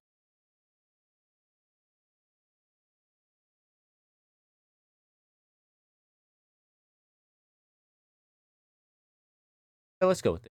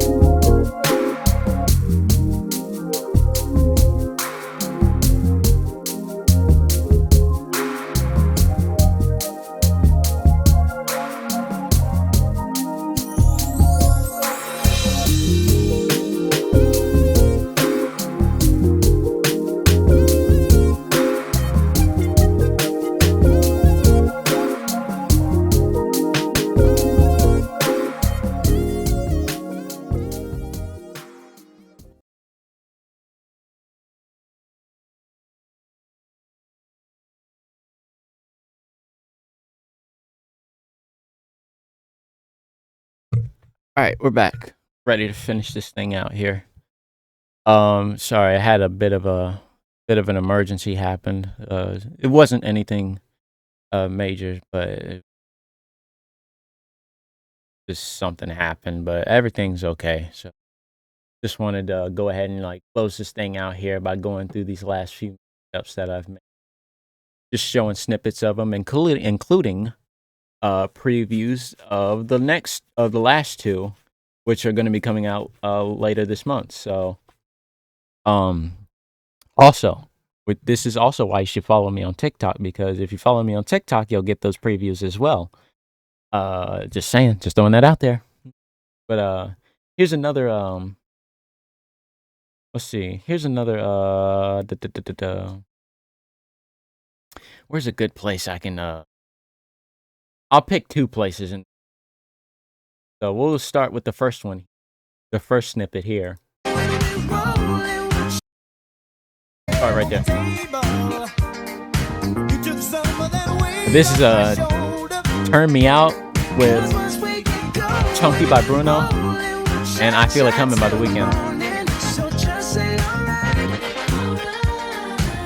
All right, here, and then here's another one, another snippet here. You don't need a lonely night, baby, if you make it right, you just gotta let me try, give you what you want. Yeah, so like that's that there, and here we have also.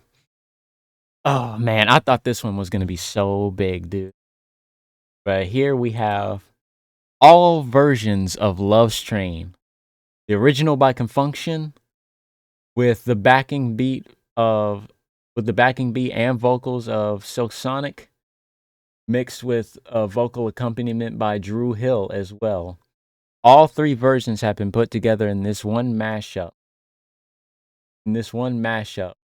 Oh man, this one, I was so proud of it, because I love that song. I love Love's Train, and oh man, I just thought it was destiny. It's cracked over 300 views, which I'm very satisfied with. But I do want to get more. I do want to do more for it. So, you ever come across this mashup, if you hear the full version, please share this one around, especially. Please. This one, I believe, is possibly one of my best mashups yet. On God, dude. Please, if you come across this, share it around. Share it to as many people as you possibly can. So,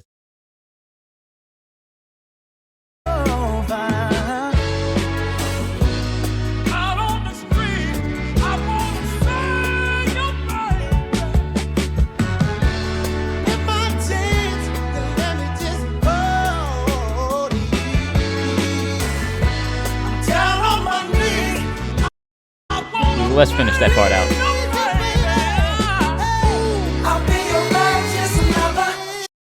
All right, yeah, so like please check this one out, and please share this one around. I want this to be my most popular. I want it to surpass this one day. I really do. I want this to biggest this to be my popular one. But I've done pretty much all that I can as far as marketing it out there and like advertising it, so the rest really falls on you. I want this to hit. I want this to blow. I want this to go off, dude. Please. And now we move on to the last two mashups and the last two pieces of content for the night before I move on to something else. We have this mashup right here of Robin Thicke and Silk Sonic. Silk Sonic makes a return here. We have Lost Without You, a very iconic song by Robin Thicke here. We have a newly iconic song, Door Open. But I did something a little different here. I put this to the backing beat. I put their lyrics, backing beat of Robin Thicke, and this was the result.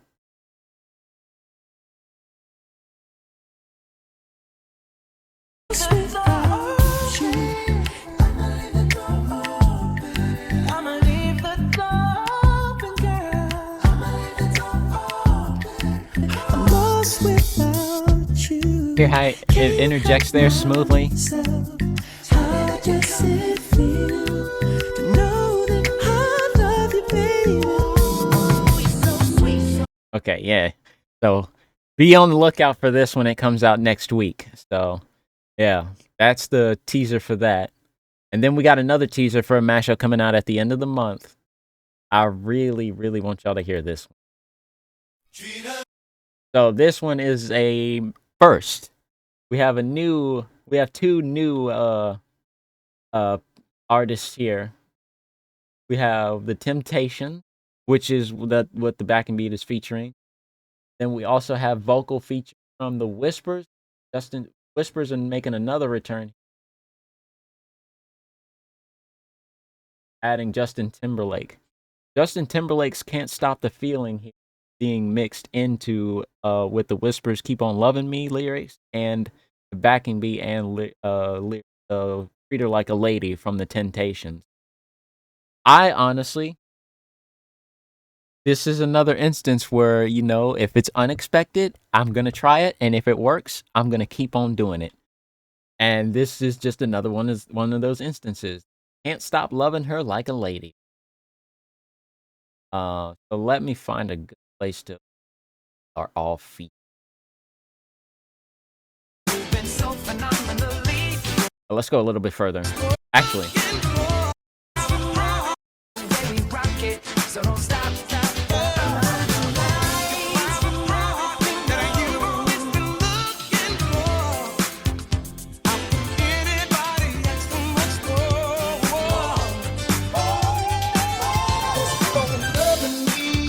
yeah.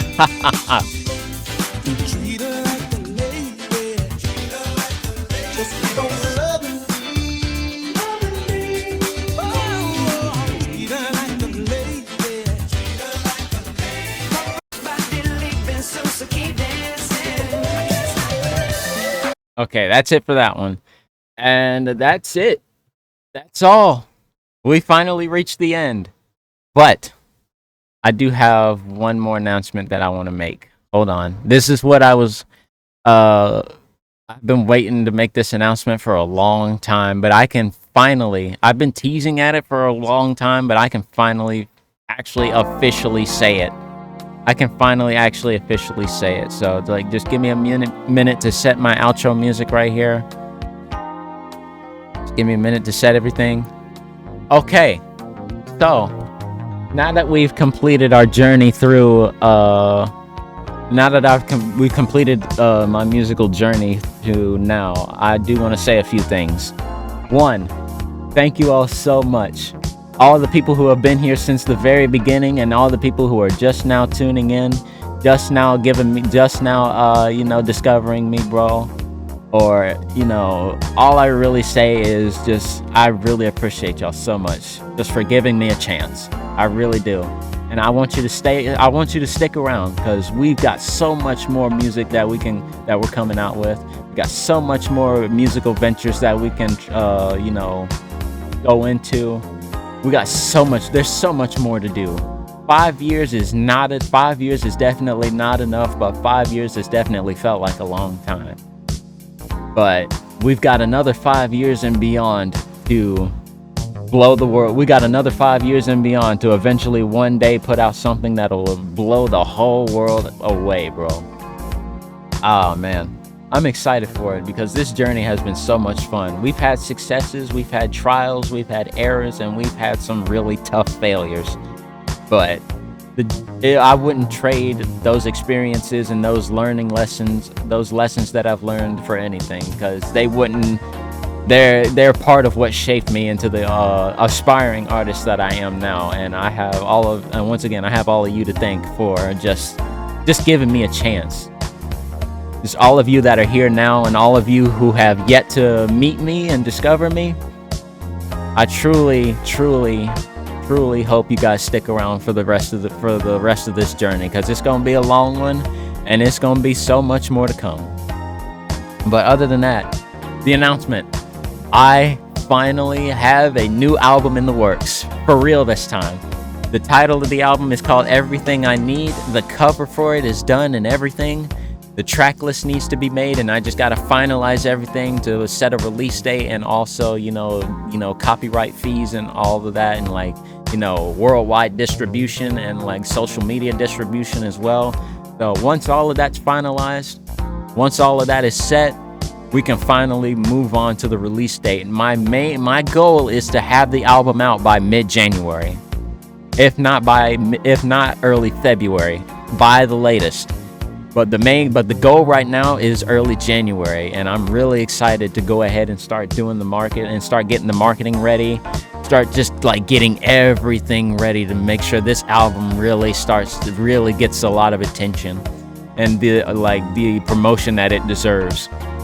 I've been waiting to do this for a long time. I've spent the past 2.5 years after the failure of Ecstasy trying to just get myself back on track, recover, get better music out and perfect my craft. So I really am excited for everything happening in the future here. 2025, I know is going to be our time. It's going to be our time. I know for sure it is. I'm manifesting it. But overall, thank y'all so much for being with me throughout these 5 years and just being here just to witness my journey thus far, and just how far we've come, dude. It's unbelievable. It's absolutely incredible. And we can only go farther, That's the main aim. But I really appreciate y'all being here. Take care, everybody, and I'll see you next time. Much love. And hopefully we'll start Ninden Days 2 tomorrow. So, see ya.